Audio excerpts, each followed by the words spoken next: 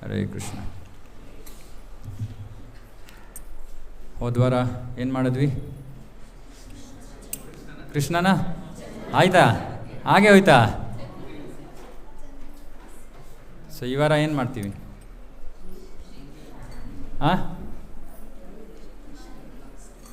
ಕೃಷ್ಣನ ಲೀಲೆಗಳು. ಸೊ ನಾವು ಜಯರಾಧ ಮಾಧವ ಹಾಡ್ತೀವಿ. ಜಯರಾಧ ಮಾಧವ ಕುಂಜ ವಿಹಾರಿ. ಕುಂಜ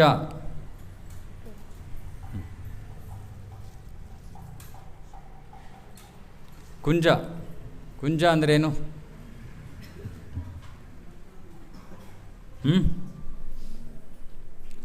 ಕುಂಜ ಅಂದರೆ ಸರಳವಾಗಿ ಅರ್ಥ ಮಾಡ್ಕೋಬೇಕಂದ್ರೆ ಕಾಡಿನಲ್ಲಿ ಒಂದು ಪ್ರದೇಶ. ಆ ಕಾಡಿನ ಪ್ರದೇಶದಲ್ಲಿ ಹೂವು, ಹಣ್ಣುಗಳು, ಮರಗಳು, ಬಳ್ಳಿಗಳು ಇದೆಲ್ಲ ಇರುತ್ತೆ. ಕುಂಜ ವಿಹಾರಿ. ವಿಹಾರಿ ಅಂದರೆ ಅವನು ವಿಹರಿಸ್ತಾ ಇದ್ದಾನೆ. ಗೋಪಿ ಜನ ವಲ್ಲಭ.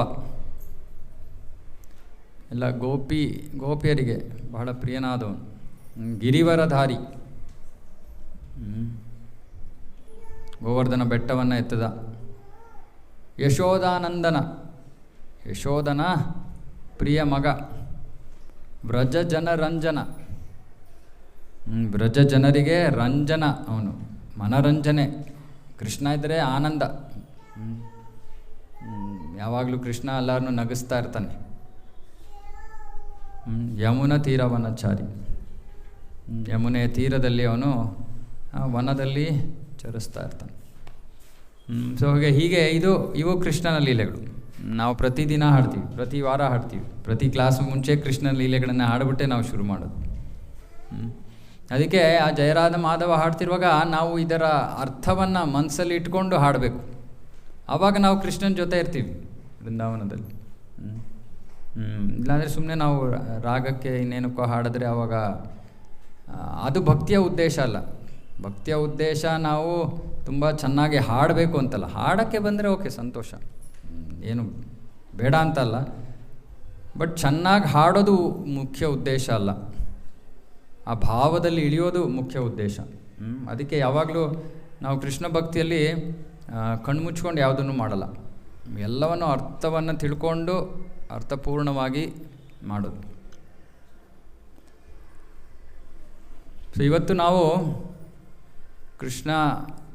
ಕೃಷ್ಣ ಎಲ್ಲಿ ಜನ್ಮ ಪಡ್ದ? ಎಷ್ಟು ಜನಕ್ಕೆ ಜ್ಞಾಪಕ ಐತೆ ನಾವು ಏನು ಡಿಸ್ಕಸ್ ಮಾಡಿದ್ವಿ ಲಾಸ್ಟ್ ವೀಕ್ ಅಂತ? ಸೆರೆಮನೆಯಲ್ಲಿ. ಓಕೆ, ಆಮೇಲೆ ಒಂದೇ ಕಡೆ ಜನ್ಮ ಪಡೆದ್ನಾ? ಇಲ್ಲ. ಇನ್ನೊಂದು ಕಡೆ ಎಲ್ಲಿ? ನಂದನ ಮನೆಯಲ್ಲಿ. ಓಕೆ, ನಂದನ ಮನೆಯಲ್ಲಿ ಕೃಷ್ಣ ಜನ್ಮ ಪಡೆದ. ಆಮೇಲೆ ವಸುದೇವ ಕೃಷ್ಣನನ್ನು ಮಥುರೆಯಿಂದ ನಂದನ ಮನೆಗೆ ಕರ್ಕೊಂಬರ್ತಾನೆ. ಆಗ ಇಬ್ಬರು ಕೃಷ್ಣರು ಒಂದಾಗ್ಬಿಟ್ಟು ಅವನನ್ನು ನಾವು ಶ್ಯಾಮಸುಂದರ ಕೃಷ್ಣ ಅಂತ ಹೇಳ್ತೀವಿ. ಅವನೇ ಮೂಲ ದೇವೋತ್ತಮ ಪರಮ ಪುರುಷ, ಮೂಲ ಕೃಷ್ಣ. ಈ ಶ್ಯಾಮಸುಂದರ ಕೃಷ್ಣ ವೃಂದಾವನವನ್ನು ಬಿಟ್ಟು ಹೊರಗಡೆ ಹೋಗಲ್ವಂತ. ಸೊ ಅವನು ಹೇಳ್ತಾನೆ, ವೃಂದಾವನಂ ಪರಿತ್ಯಜ್ಯ ಪದಂ ಏಕಂ ನ ಗಚ್ಚತಿ. ವೃಂದಾವನವನ್ನು ಬಿಟ್ಟು ಒಂದು ಹೆಜ್ಜೆ ಕೂಡ ನಾನು ಹೊರಗೆ ಇಡಲ್ಲ ಅಂತ ಕೃಷ್ಣ ಹೇಳ್ತಾನೆ.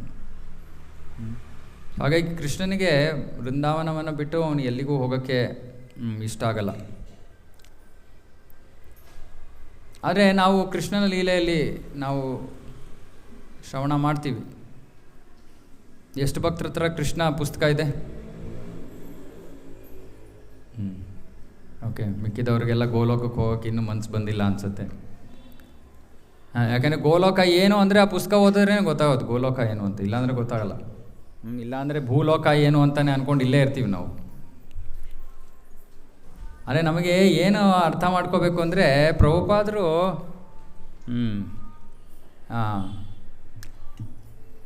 ಇವಾಗ ನೀವೆಲ್ಲ ಚಿನ್ನದ ಅಂಗಡಿಗೆ ಹೋಗ್ತೀರಾ. ಈ ಕಡೆ ನೋಡಬೇಕು, ಈ ಕಡೆ ನೋಡಬೇಕು. ಈಗಿನ ಕಾಲದಲ್ಲಿ ಎಲ್ಲರೂ ಹೋಗ್ತಾರೆ ಹಾಗೆ. ಸೊ ಚಿನ್ನದ ಅಂಗಡಿಗೆ ಹೋದರೆ ಓಕೆ, ಡೈಮಂಡ್ ಅಂಗಡಿಗೆ ಅಂತ ಹೇಳೋಣ ಇನ್ನೊಂದು ಸ್ವಲ್ಪ. ಒಂದು ಡೈಮಂಡ್ಗೆ ಎಷ್ಟಾಗುತ್ತೆ ನಂಗೆ ಗೊತ್ತಿಲ್ಲ, ಕೇಳ್ತಾ ಇದ್ದೀನಿ ಸುಮ್ಮನೆ. ಸೈಜ್ ಮಾತಾಜಿ ಫುಲ್ ಇವಾಗ ಸ್ಪೆಸಿಫಿಕೇಷನ್ನೇ ಕೊಡ್ತಾರೆ. ಎಲ್ಲಿ ನಮ್ಮ ಸುರೇಶ್ ಪ್ರಭು ಇಲ್ಲ. ಹಾಂ, ಗ್ರಾಮ್ ಮೇಲೆ ಹೋಗುತ್ತೆ. ಓಕೆ, ಸುಮ್ಮನೆ ಅಂದಾಜು ಮೇಲೆ ಹೇಳಿ ಹೋಗಲಿ, ಇಷ್ಟು ಡೈಮಂಡ್ ಇದ್ದರೆ ಎಷ್ಟು ಆಗ್ಬೋದು? ಒಳ್ಳೆ ಕ್ವಾಲಿಟಿ 1 ಲ್ಯಾಕ್ ಒಂದು ಇಷ್ಟು ಇದನ್ನು ಪಡ್ಕೊಂಡು ಏನು ಮಾಡ್ತೀವಿ ನಾವು? ಈ ಡೈಮಂಡ್ನ ಹೋಗ್ಲಿ ಹಾಕ್ಕೊಂಡ್ರು ಅನ್ಕೋತಾರೆ ಏನೋ ಡೂಪ್ಲಿಕೇಟ್ ಏನೋ ಹಾಕ್ಕೊಂಡಿರ್ಬೇಕು, ಏನೋ ಆರ್ಟಿಫಿಷಿಯಲ್ ಹಾಕ್ಕೊಂಡಿರ್ಬೇಕು ಅಂತ, ಯಾರಿಗೂ ಗೊತ್ತಾಗೋದು ಇಲ್ಲ. ಅದಕ್ಕೆ 1 ಲಕ್ಷ ಕೊಟ್ಟು ತೊಗೋತೀವಿ. ಹಾಂ, ಅದು ನಮಗೇನು ಕೊಡುತ್ತೆ? ಇನ್ನೊಂದು ಭೌತಿಕ ಜನ್ಮ ಕೊಡ್ಬೋದು. ಯಾಕಂದರೆ ಆ ಡೈಮಂಡ್ಗೆ ಅಂಟ್ಕೊಂಡಿದ್ರೆ ತಿರ್ಗಾ ಹುಟ್ಟು ಬರಬೇಕಲ್ಲ. ಅರೆ ಪ್ರಭುಪಾದರು ಏನು ಮಾಡಿದ್ರು? ಅದಕ್ಕೆ ವ್ಯಾಲ್ಯೂನೇ ಇಲ್ಲ. ಪ್ರಭುಪಾದ್ರ ಪುಸ್ತಕಕ್ಕೆ ನಾವು ಮೌಲ್ಯನೇ ಕಟ್ಟೋಕ್ಕಾಗಲ್ಲ. ಯಾಕಂದರೆ ನಾವು ಅದಕ್ಕೆ ಇವಾಗ ಒಂದು ಕೃಷ್ಣ ಪುಸ್ತಕ ಅಷ್ಟೇ. ಎಷ್ಟು ಪ್ರಭು ಕೃಷ್ಣ ಪುಸ್ತಕ? 300 ರುಪೀಸ್. 300 ರೂಪಾಯಿನಲ್ಲಿ ಗೋಲೋಕಕ್ಕೆ ಟಿಕೆಟ್ ಸಿಗುತ್ತಾ? ಗೋಲೋಕ ಟಿಕೆಟ್ ಪ್ರಭುಪಾದರು ಕೊಟ್ಟಿರೋದು ಇದು. ಯಾಕಂದರೆ ಪ್ರಭುಪಾದರ ಅದು ವಿಶೇಷ ಕೃಪೆ. ಅದಕ್ಕೆ ಹೋಗಲಿ, 300 ರೂಪಾಯಿಂದ ಸ್ವಲ್ಪ ಮೇಲೆ ಬರೋಣ. ಸಂಪೂರ್ಣ ಭಾಗವತವೂ ಕೂಡ 6500 ಇವಾಗ ತೊಗೊಂಡ್ರೆ. ಸಂಪೂರ್ಣ ಭಾಗವತ ಅಂದರೆ ಭಗವಂತ ಸ್ವಯಂ ನಡೆಸಿರೋಂತಹ ಎಲ್ಲ ಪ್ರಮುಖ ಲೀಲೆಗಳ ಗ್ರಂಥ ಸ್ವಯಂ ಕೃಷ್ಣ. ಅದು ತಗೋಬೇಕು ಅಂದ್ರೂ ಎಲ್ಲ ಅದಕ್ಕೂ ಕೂಡ ಮೌಲ್ಯವೇ ಇಲ್ಲ. ಯಾರೋ ಹೇಳ್ತಾಯಿದ್ರು ಪ್ರಭು ತುಂಬ ಜಾಸ್ತಿ ಅಂತ. ನಾನು ಹೇಳಿದೆ, ನಿಮ್ಮ ಮೊಬೈಲ್ ಫೋನ್ ಇದೆಯಾ ಅಂತ ಕೇಳಿದೆ. ಮೊಬೈಲ್ ಫೋನ್ ಇದೆ ಅಂದರು. ಎಷ್ಟು ನಿಮ್ಮ ಮೊಬೈಲ್ ಫೋನ್ಗೆ ಅಂದು? ಎಷ್ಟೋ ಒಂದು ಮೊಬೈಲ್ ಫೋನ್ಗೆ? 5 ಲ್ಯಾಕಾ? 1 ಲ್ಯಾಕಾ? ಅಯ್ಯಪ್ಪ, ಎಲ್ಲಿ ನಿಮ್ಮಮ್ಮ ಮೇಲೆ ಹೋಗಿದ್ದಾರೆ, ಆಮೇಲೆ ಮಾತಾಡ್ತೀನಿ ಅವ್ರ ಹತ್ರ. ಎಷ್ಟು ಸರಿಯಾಗಿ ಹೇಳಿಯಪ್ಪ ಸ್ವಲ್ಪ. ನಮಗೇನು 1 ಲ್ಯಾಕ್ ಅಲ್ಲ ಅಂದರೆ ಬಿದೋಗ್ಬಿಡ್ತೀವಿ, ಆಮೇಲೆ ಯಾರು ಹಿಡ್ಕೋಬೇಕಾಗತ್ತೆ. 15,000? ಅಬ್ಬ, ಬೇಸಿಕ್ಕು. ಯಾರು ಬೇಸಿಕ್ ತೊಗೋತಾರೆ? ಯಾರು ಪಕ್ಕ ನೋಡ್ಬಿಟ್ಟು ಹೇಳಿದ್ರೆ ಈ ಫೋನ್ ತೊಗೊಂಡ್ರಾ? ಬಿಗಿನರ್ಸ್ ಫೋನಾ ನಿಮ್ಮದು? ಓಕೆ. ಸೊ ಏನು ಮಾಡ್ತೀವಿ? ಇನ್ನೊಂದು 5,000 ಆದರೂ ಕೊಡ್ತೀವಿ. 20,000. ಎಷ್ಟು ವರ್ಷ ಬರುತ್ತೆ ಪ್ರಭು ಒಂದು ಫೋನು, ಮೊಬೈಲ್ ಫೋನು? ಡಿಪೆಂಡ್ ಏನಿಲ್ಲ. 3 ವರ್ಷಕ್ಕಿಂತ ಜಾಸ್ತಿ ಯಾವ ಫೋನು ಬರೋಲ್ಲ. ಇಲ್ಲಾಂದರೆ ಬೋರ್ ಆಗಿಬಿಡುತ್ತೆ. ಹೊಸ ಫೋನುಗಳು ಅಷ್ಟೊಂದು ಬಂದಿರುತ್ತೆ ಮಾರ್ಕೆಟಲ್ಲಿ, ಅದನ್ನೇ ಇಟ್ಕೊಂಡು ಓಡಾಡ್ತಾ ಇದ್ದರೆ ಆಮೇಲೆ ಸುಮ್ಮನೆ ಬೀಳಿಸ್ತೀವಿ ಅದನ್ನು. ಮುರಿದೋಯ್ತು ನೋಡಿ ಸ್ಕ್ರೀನು, ಹೊಸ ತೊಗೋಬೇಕು ಇವಾಗ. ಒಂದು ಮೊಬೈಲ್ ಫೋನ್ಗೆ ನಾವು 3 ವರ್ಷಕ್ಕೆ ಒಂದು ಸತಿ 20,000 ರೂಪಾಯಿ ಖರ್ಚು ಮಾಡ್ತೀವಿ. ಇದು ಪರ್ಮನೆಂಟು.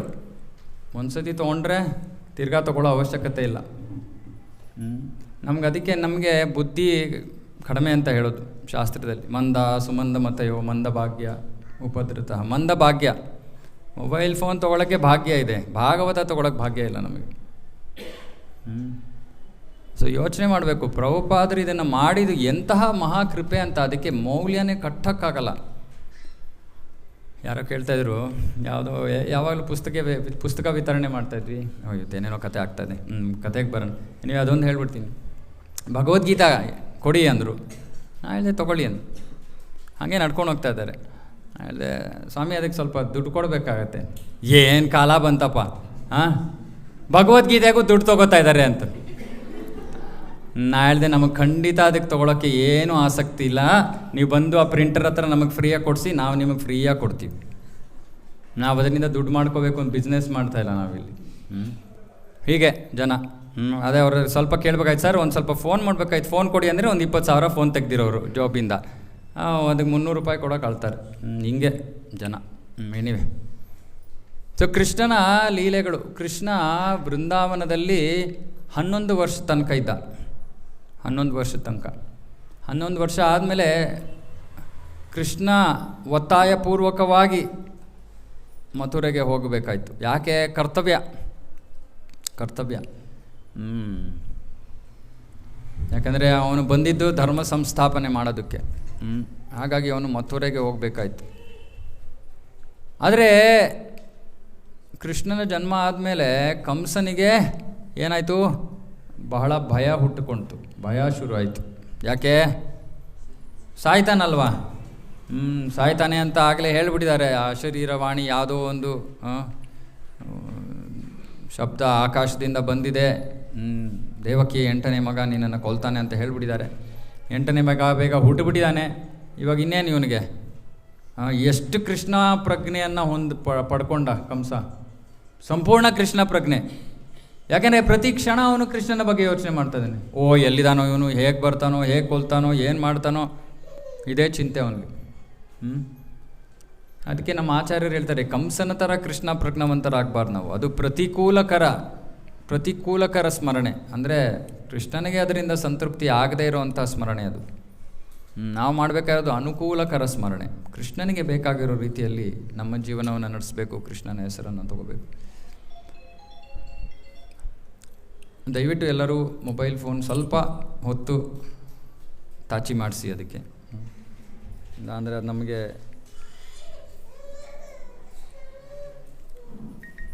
ನಮ್ಮ ಫೋನ್ ಬರ್ತಾ ಇದ್ರು ಫೋನ್ ತೆಗೆದ್ರೆ ಅವಾಗ ಎಲ್ಲರೂ ತೆಗಿತಾರೆ. ಇಲ್ಲಾಂದರೆ ನಮ್ಮ ಫೋನ್ ಬರೋದೇ ಯಾವಾಗಲೂ ಅಷ್ಟೇ. ಇಲ್ಲ ನಮ್ಗೆ ಯಾರು ಫೋನೇ ಮಾಡಲ್ಲ ಇಷ್ಟೊತ್ತಿಗೆ. ಆಮೇಲೆ ಅದೇ ಫೋನ್ ರಿಂಗ್ ಆಗುತ್ತೆ. ಅದಕ್ಕೆ ನಾವು ಫಸ್ಟ್ ತೆಗೆದ್ಬಿಟ್ಟು ಮಾಡಿದ್ರೆ ಅವಾಗೆಲ್ಲರೂ ಸ್ವಲ್ಪ ನೋಡ್ಕೊಂಡು ಕಾಪಿ ಮಾಡ್ತಾರೆ. ಸೊ ಕೃಷ್ಣ 11 ವರ್ಷ ಬೃಂದಾವನದಲ್ಲಿದ್ದ. ಆದರೆ 11 ವರ್ಷವೂ ಕೂಡ ಒಂದಾದ ಮೇಲೆ ಒಬ್ಬರು ಅಸುರರು, ರಾಕ್ಷಸರು ಬರ್ತಾನೇ ಇದ್ದಾರೆ ಕೃಷ್ಣನ ಕೊಲ್ಲೋದಕ್ಕೆ. ಯಾಕೆಂದರೆ ಕಂಸನಿಗೆ ಭಯ ಆಗೋಗಿದೆ. ಹಾಗಾಗಿ ಅವನ ಸ್ನೇಹಿತರೆಲ್ಲರೂ ಅಸುರರು. ಅಸುರರನ್ನು ಕಂಸ ಕಳಿಸ್ತಾನೇ ಹೋಗ್ತಾನೆ. ಎಷ್ಟು ಜನರ ಅಸುರರ ಹೆಸರು ಗೊತ್ತಿದೆ? ನಿಮ್ಮ ಹೆಸರು ಹೇಳ್ಕೊಡ್ಬಿಡಿ, ಅದು ಬಿಟ್ಬಿಟ್ಟು. ಯಾಕಂದರೆ ನಾವೆಲ್ಲರೂ ಅಸುರರೇ. ಆದರೆ ನಮ್ಮೆಲ್ಲರ ಹೆಸರು ಹೇಳಿದ್ರೆ ತುಂಬ ಸಮಯ ಆಗೋಗುತ್ತೆ. ನಾ ಕೃಷ್ಣ ಪ್ರಜ್ಞೆಗೆ ಬರೋಕ್ಕಿಂತ ಮುಂಚೆ ಬಹಳ ಏನು ಒಳ್ಳೆ ಮನುಷ್ಯ ನಾನು ಅಂತ ಅಂದ್ಕೊಂಡು ಬಂದೆ. ಆಮೇಲೆ ಕೃಷ್ಣ ಪ್ರಜ್ಞೆಗೆ ಬಂದಮೇಲೆ ಗೊತ್ತಾಯ್ತು ನಾನು ಒಳ್ಳೆತನ ಏನು ಅಂತ. ಹಂಗೆ ಏನಿವೆ. ಎಷ್ಟು ಯಾವ್ಯಾವ ಅಸುರರ ಹೆಸರು ಗೊತ್ತು ನಿಮಗೆ? ಕೃಷ್ಣನನ್ನು ಕೊಲ್ಲಕ್ಕೆ ಬಂದಿದ್ದ ಅಸುರರ ಹೆಸರು: ಪೂತನೆ, ಆಮೇಲೆ ಶಕಟಾಸುರ, ಆಮೇಲೆ ಇರಿ ಒಂದು ನಿಮಿಷ, ವಾಲ್ಯೂಮ್ ಜಾಸ್ತಿ ಇದೆ, ನೀವು ಸ್ವಲ್ಪ ಜಾಸ್ತಿ ಮಾಡಬೇಕಿಲ್ಲ ಅಂದರೆ ಕೇಳೋದೇ ಇಲ್ಲ. ತೃಣವರ್ತ, ಆಮೇಲೆ ಈ ಕಡೆ ಒಂದು ಪ್ರಲಂಬಾಸುರ. ಈ ಕಡೆ ನೋಡೋಣ ಯಾರು ನಿಲ್ಲಿಸ್ತಾರೆ ಅಂತ. ಇಲ್ಲ ಈ ಕಡೆ ಇಲ್ಲ, ಒಂದು ನಿಮಿಷ ರೀ. ಈ ಕಡೆ ಹಿಂದೆ ಮುಂದೆ ನೋಡ್ಬಿಡಿ, ಅವರೆಲ್ಲ ಯಾರು ಅಸುರರಲ್ಲ. ಹೆಸರು ಹೇಳಿ ಅಂದರೆ ಈ ಕಡೆ ನೋಡ್ತಾ ಇದ್ದಾರೆ. ನಿಮ್ಮ ಚಾನ್ಸ್ ಇಲ್ಲ, ಇರಿ ಮಾತಾಜಿ ಒಂದು ನಿಮಿಷ. ಧೇನುಕಾಸುರ, ಕತ್ತೆಯನ್ನೇ ಜ್ಞಾಪಿಸ್ಕೊತಾ ಇದ್ದಾರೆ. ಓಕೆ, ಧೇನುಕಾಸುರ. ಆಮೇಲೆ ಆಘಾಸುರ ಅಂದರೆ ಅವನಿಗೆ ಆಘಾತ ಆಗೋಯ್ತು, ಅಘಾಸುರ. ಆಮೇಲೆ ಈ ಕಡೆ ಗಂಡಸರು ಕೃಷ್ಣ ತೊಗೊಂಡೋಗೋ ಪುಸ್ತಕ. ಹೋಗ್ಲಿ, ಸೋತ್ಬಿಟ್ರು ಅವರು. ಹೇಳಿ, ನಿಮ್ಮದು ಆಯಿತಾ?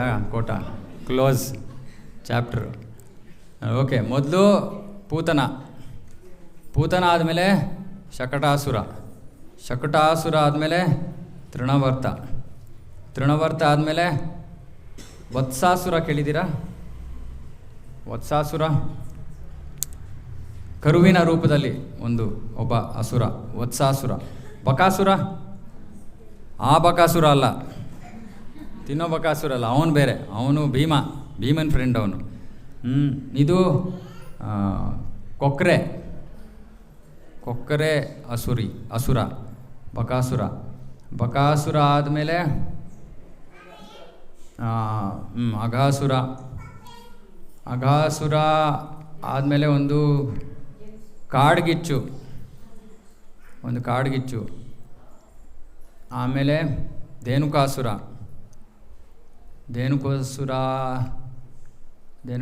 ಆದಮೇಲೆ ಪ್ರಲಂಬಾಸುರ ಆದಮೇಲೆ ಕೇಶಿ, ಅರಿಷ್ಟಾಸುರ, ಕೇಶಿ, ನಂದು ಧೇನುಕಾಸುರ ಆಯಿತು. ವ್ಯೋಮಾಸುರ ಅಂದರೆ ಹಾರವನು. ಇವಾಗ ಈ ಇಷ್ಟೊಂದು ಅಸುರರ ಬಹಳ ಕೃಷ್ಣನ ಇಷ್ಟೊಂದು ಅಸುರರನ್ನು ಕೊಂದ 11 ವರ್ಷದಲ್ಲಿ. ಕೃಷ್ಣ ಅಸುರರನ್ನು ಕೊಂದಿದ್ದರಲ್ಲಿ ಒಂದು ವಿಶೇಷ ಗುಣ ಏನು ಅಂದರೆ, ಕೃಷ್ಣ ಯಾವ ಅಸ್ತ್ರವನ್ನು ಉಪಯೋಗಿಸಲಿಲ್ಲ. ಕೃಷ್ಣ ಇವ್ರನ್ನೆಲ್ಲ ಕೊಲ್ಲೋದಕ್ಕೆ ಒಂದು ಅಸ್ತ್ರನೂ ಉಪಯೋಗಿಸಲಿಲ್ಲ. ಏನು ಉಪಯೋಗಿಸ್ದ? ತನ್ನ ಶರೀರ.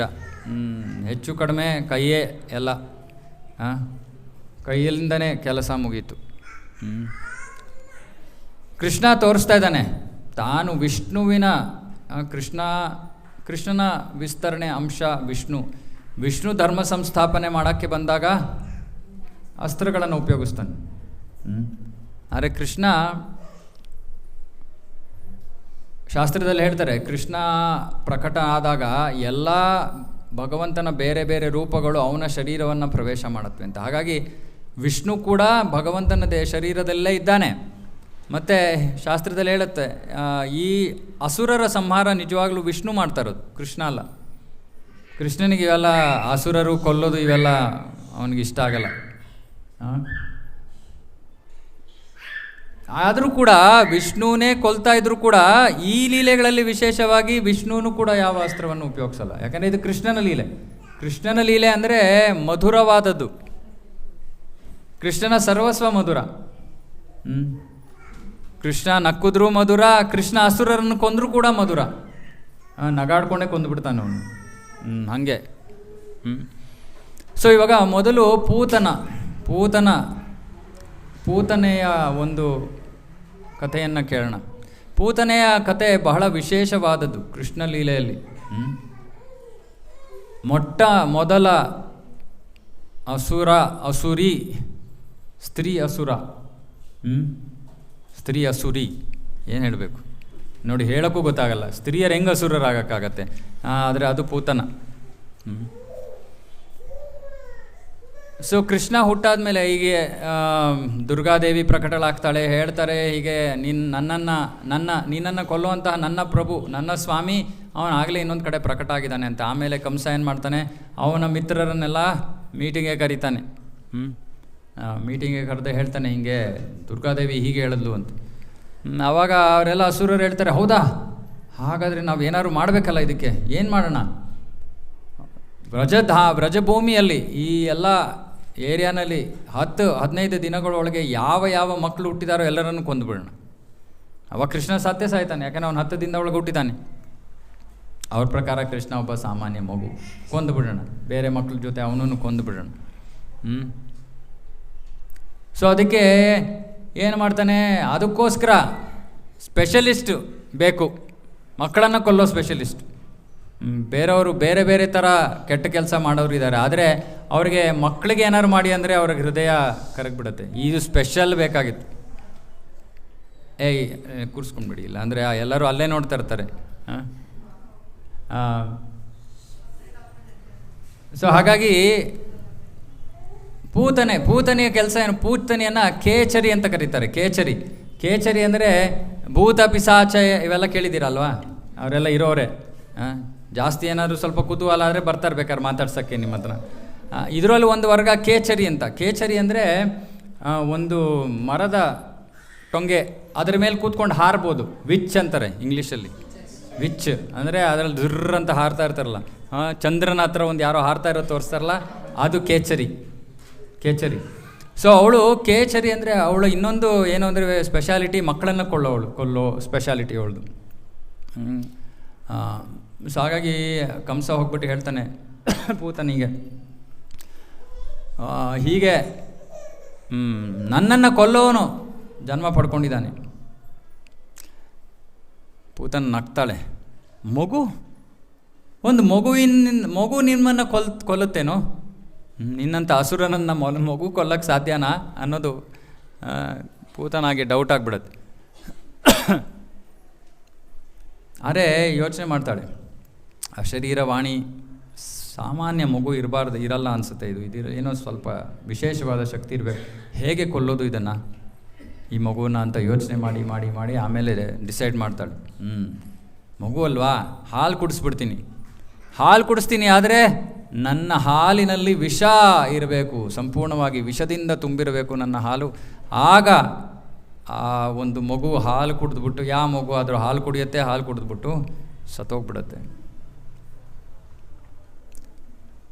ಅರೆ ಅಸುರಿ ನೋಡೋಕ್ಕೆ ಬಹಳ ಕುರೂಪಿಯಾಗಿದ್ಲು, ನೋಡೋಕ್ಕಾಗಲ್ಲ. ಇವಾಗ ಅಷ್ಟು ಕೆಟ್ಟದಾಗೆ ಇರೋಳು ಬಂದರೆ ಯಾರಾದರೂ ಸ್ವಲ್ಪ ಡೌಟ್ ಮಾಡ್ತಾರೆ, ಯಾರಿದು ಏನು ಎತ್ತ ಅಂತ. ಸೊ ಅದಕ್ಕೆ ಯೋಚನೆ ಮಾಡ್ತಾಳೆ ಅವಳು, ಕೂರಿಸ್ಕೊಳ್ಳಿ ಮಾವನ್ನ, ಇಲ್ಲಾಂದರೆ ಹೊರಗಡೆ ಆಟ ಆಡಿಸಿ. ಯಾರಾದರೂ ಡೌಟ್ ಮಾಡ್ತಾರೆ. ಅದಕ್ಕೆ ಪೂತನ ಏನು ಮಾಡ್ತಾಳೆ, ತನ್ನನ್ನು ತಾನು ಒಂದು ಬಹಳ ಸುಂದರವಾದ ಶರೀರವನ್ನು ಪಡ್ಕೋತಾಳೆ. ಇದೆಲ್ಲ ಶಕ್ತಿ, ಇದೆಲ್ಲ ಬೇರೆ ಬೇರೆ ಶಕ್ತಿಗಳಿವೆ. ಬೇರೆ ಬೇರೆ ಶಕ್ತಿಗಳನ್ನು ಪಡ್ಕೋಬೋದು. ಇದಕ್ಕೆ ಅಷ್ಟಸಿದ್ಧಿ ಅಂತಾರೆ. ಬೇರೆ ಬೇರೆ ತರಹದ ಸಿದ್ಧಿಗಳಿವೆ. ಸುಮ್ಮನೆ ಯೋಗಾಭ್ಯಾಸ ಮಾಡಿದ್ರೆ ಇವೆಲ್ಲವನ್ನು ಪಡ್ಕೋಬೋದು, ಏನು ದೊಡ್ಡ ವಿಷಯ ಅಲ್ಲ. ಸೊ ತನ್ನನ್ನು ತಾನು ಬಹಳ ಸುಂದರ ಸ್ತ್ರೀಯಾಗಿ ಬದಲಾಯಿಸ್ಕೊಂಡ್ಬಿಟ್ಲು. ರೂಪವನ್ನು ಬದಲಾಯಿಸ್ಕೊಂಡು ನಂದ ಮಹಾರಾಜನ ಮನೆ ಕಡೆ ನಡ್ಕೊಂಡು ಹೋಗ್ತಾ ಇದ್ದಾಳೆ. ಅದು ಏನು ಅಂತಹ ಸೌಂದರ್ಯ, ಜೊತೆಗೆ ಕೈಯಲ್ಲಿ ಒಂದು ಕಮಲದ ಪುಷ್ಪವನ್ನು ಹಿಡ್ಕೊಂಡು ಹೋಗ್ತಾ ಇದ್ದಾಳೆ. ಕಮಲದ ಪುಷ್ಪವನ್ನು ಸಾಮಾನ್ಯವಾಗಿ ಯಾರು ಹಿಡ್ಕೊಂಡಿರೋದು? ಲಕ್ಷ್ಮೀದೇವಿ. ಸೊ ಊರಿನಲ್ಲಿರೋರೆಲ್ಲ ನೋಡ್ತಾರೆ. ಪುರುಷರು ಸ್ತ್ರೀಯರನ್ನು ನೋಡ್ಬಿಟ್ಟು ಬಾಯ ಮಾಡೋದು ಓಕೆ. ಈ ಸನ್ನಿವೇಶದಲ್ಲಿ ಸ್ತ್ರೀಯರು ಕೂಡ ಸ್ತ್ರೀಯರನ್ನು ನೋಡ್ಬಿಟ್ಟು ಬಾಯ ಅಂತ ಬಿಟ್ಕೊಂಡ್ಬಿಟ್ಟಿದ್ದಾರೆ. ಅಂಥ ಸೌಂದರ್ಯ, ಎಂಥ ಸೌಂದರ್ಯ ಅಂದರೆ ಎಲ್ಲರಿಗೂ ಅನ್ನಿಸ್ಬಿಟ್ಟಿದೆ, ಇಲ್ಲ ಲಕ್ಷ್ಮೀ ದೇವಿಯೇನೇ ಬಂದುಬಿಟ್ಟಿದ್ದಾಳೆ. ಯಾಕೆ ಲಕ್ಷ್ಮೀ ದೇವಿ ಬಂದಾಳೆ? ನಮ್ಮ ಕೃಷ್ಣ ವೃಂದಾವನದಲ್ಲಿ ಎಲ್ಲರಿಗೂ ಕೂಡ ಕೃಷ್ಣನ ಮೇಲೆ ಎಷ್ಟು ಪ್ರೀತಿ ಅಂದರೆ, ನಮ್ಮ ಕೃಷ್ಣನಿಗೆ ವರವನ್ನು ಅನುಗ್ರಹವನ್ನು ನೀಡೋದಕ್ಕೆ ಲಕ್ಷ್ಮೀದೇವಿ ತಾನೇ ಬಂದುಬಿಟ್ಟಿದ್ದಾಳೆ. ಸರಿ, ಯಾರು ಏನೂ ಪ್ರಶ್ನೆ ಮಾಡಲ್ಲ. ಪೂತನ ಸುಂದರವಾದ ಒಂದು ರೂಪವನ್ನು ಪಡೆದಿದ್ದು ನಡ್ಕೊಂಡು ಹೋಗ್ತಾ ಇದ್ದಾಳೆ. ನಡ್ಕೊಂಡು ಹೋದ್ಲು, ನಂದ ಮಹಾರಾಜನ ಮನೆಗೆ ಹೋದ್ಲು, ಮನೆಯನ್ನು ಪ್ರವೇಶ ಮಾಡಿದ್ಲು. ಸುಮ್ಮನೆ ಯಾರಂದರೆ ಅವರು ಯಾರೋ ನಮ್ಮ ಮನೆಗೆ ಬಂದರೆ ನಾವೇನು ಬಾಗಿಲು ತೆಗೆದು ಬಿಟ್ಬಿಡ್ತೀವಿ ಅವ್ರನ್ನ ಒಳಗಡೆ ಬರೋಕ್ಕೆ? ಯಶೋಧ ಮತ್ತು ರೋಹಿಣಿ ಇಬ್ಬರು ನೋಡ್ತಾ ಇದ್ದಾರೆ. ಅವರು ಅಸಾಧಾರಣ, ರೋಹಿಣಿಯು ಅಸಾಧಾರಣ ಸುಂದರಿ, ಯಶೋಧ ಮಾತಾನು ಬಹಳ ಅರೆ ನೋಡ್ತಾ ಇದ್ದಾರೆ. ಇವಳು ನೋಡಿದ್ರೆ ಅವ್ರಿಗೂ ಅನಿಸ್ಬಿಟ್ಟಿದೆ, ಓ ಖಂಡಿತವಾಗಿಯೂ ಲಕ್ಷ್ಮೀದೇವಿನೇ ಇರಬೇಕು. ಆದರೆ ಕೇಳಲಿಲ್ಲ.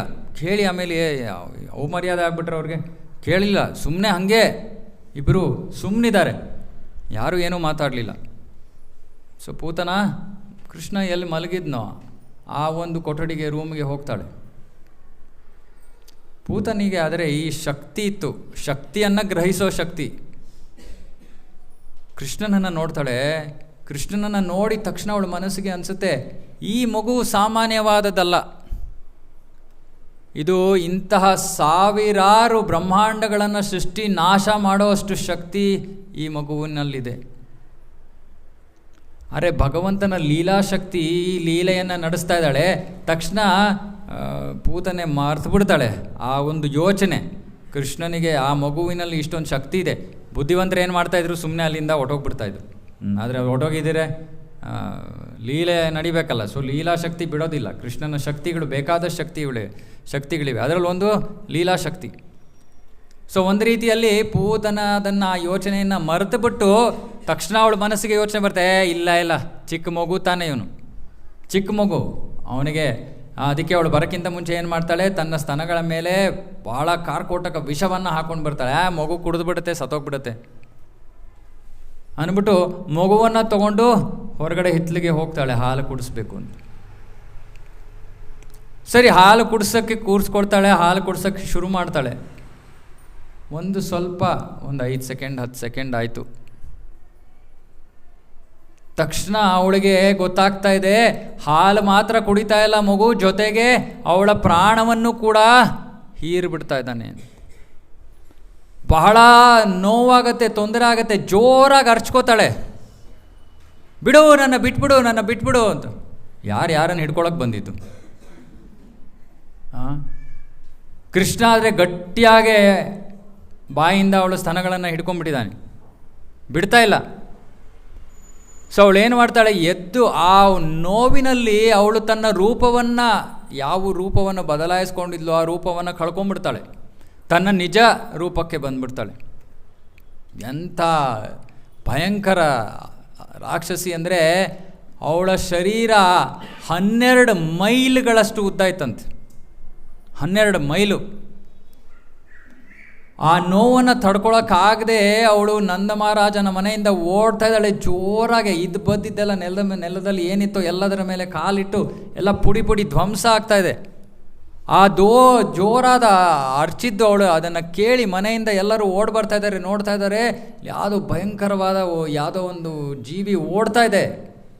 ತಕ್ಷಣ ರೋಹಿಣಿ ಯಶೋಧ ಎಲ್ಲರಿಗೂ ಗೊತ್ತಾಗುತ್ತೆ, ಓ ಇವಳೇ ಆ ವೇಷ ಮರೆಸ್ಕೊಂಡು ಬಂದಿದ್ದಂತಹ ರಾಕ್ಷಸಿ ಕೃಷ್ಣನನ್ನು ಕರ್ಕೊಂಡು ಹೊಟ್ಟೋಗ್ತಾ ಇದ್ದಾಳೆ ಅಂದ್ಬಿಟ್ಟು ಅವಳಿಗೆ ತಮ್ಮ ಪ್ರಾಣವನ್ನೇ ಬಿಡೋಷ್ಟು ನೋವಾಗ್ತಾ ಇದೆ. ಏನು ಮಾಡಬೇಕು ಗೊತ್ತಿಲ್ಲ. ಎಲ್ಲರೂ ಕೂಡ ಆ ರಾಕ್ಷಸಿಯ ಹಿಂದೆ ಓಡ್ತಾರೆ, ಅಸುರಿಯ ಹಿಂದೆ. ಅರೆ ಭಗವಂತ ಒಂದು ವಿಶೇಷವಾದ ಕೃಪೆ ಭಗವಂತನಿಗೆ. ಏನು ಅಂದರೆ ಭಗವಂತ ಕೃಷ್ಣ ತನ್ನ ಭಕ್ತರಿಗೆ ಯಾವತ್ತೂ ನೋವಾಗೋದನ್ನು ಅವನು ಸಹಿಸ್ಕೊಳ್ಳೋಕ್ಕಾಗಲ್ಲ. ಕೃಷ್ಣನಿಗೆ ಭಕ್ತರಿಗೆ ಒಂದು ಸ್ವಲ್ಪ ನೋವಾದರೂ ಕೂಡ ಅವನಿಗೆ ಅದಕ್ಕಿಂತ ಹೆಚ್ಚು ನೋವಾಗತ್ತೆ. ಇದು ಕೃಷ್ಣನ ಪ್ರೀತಿ.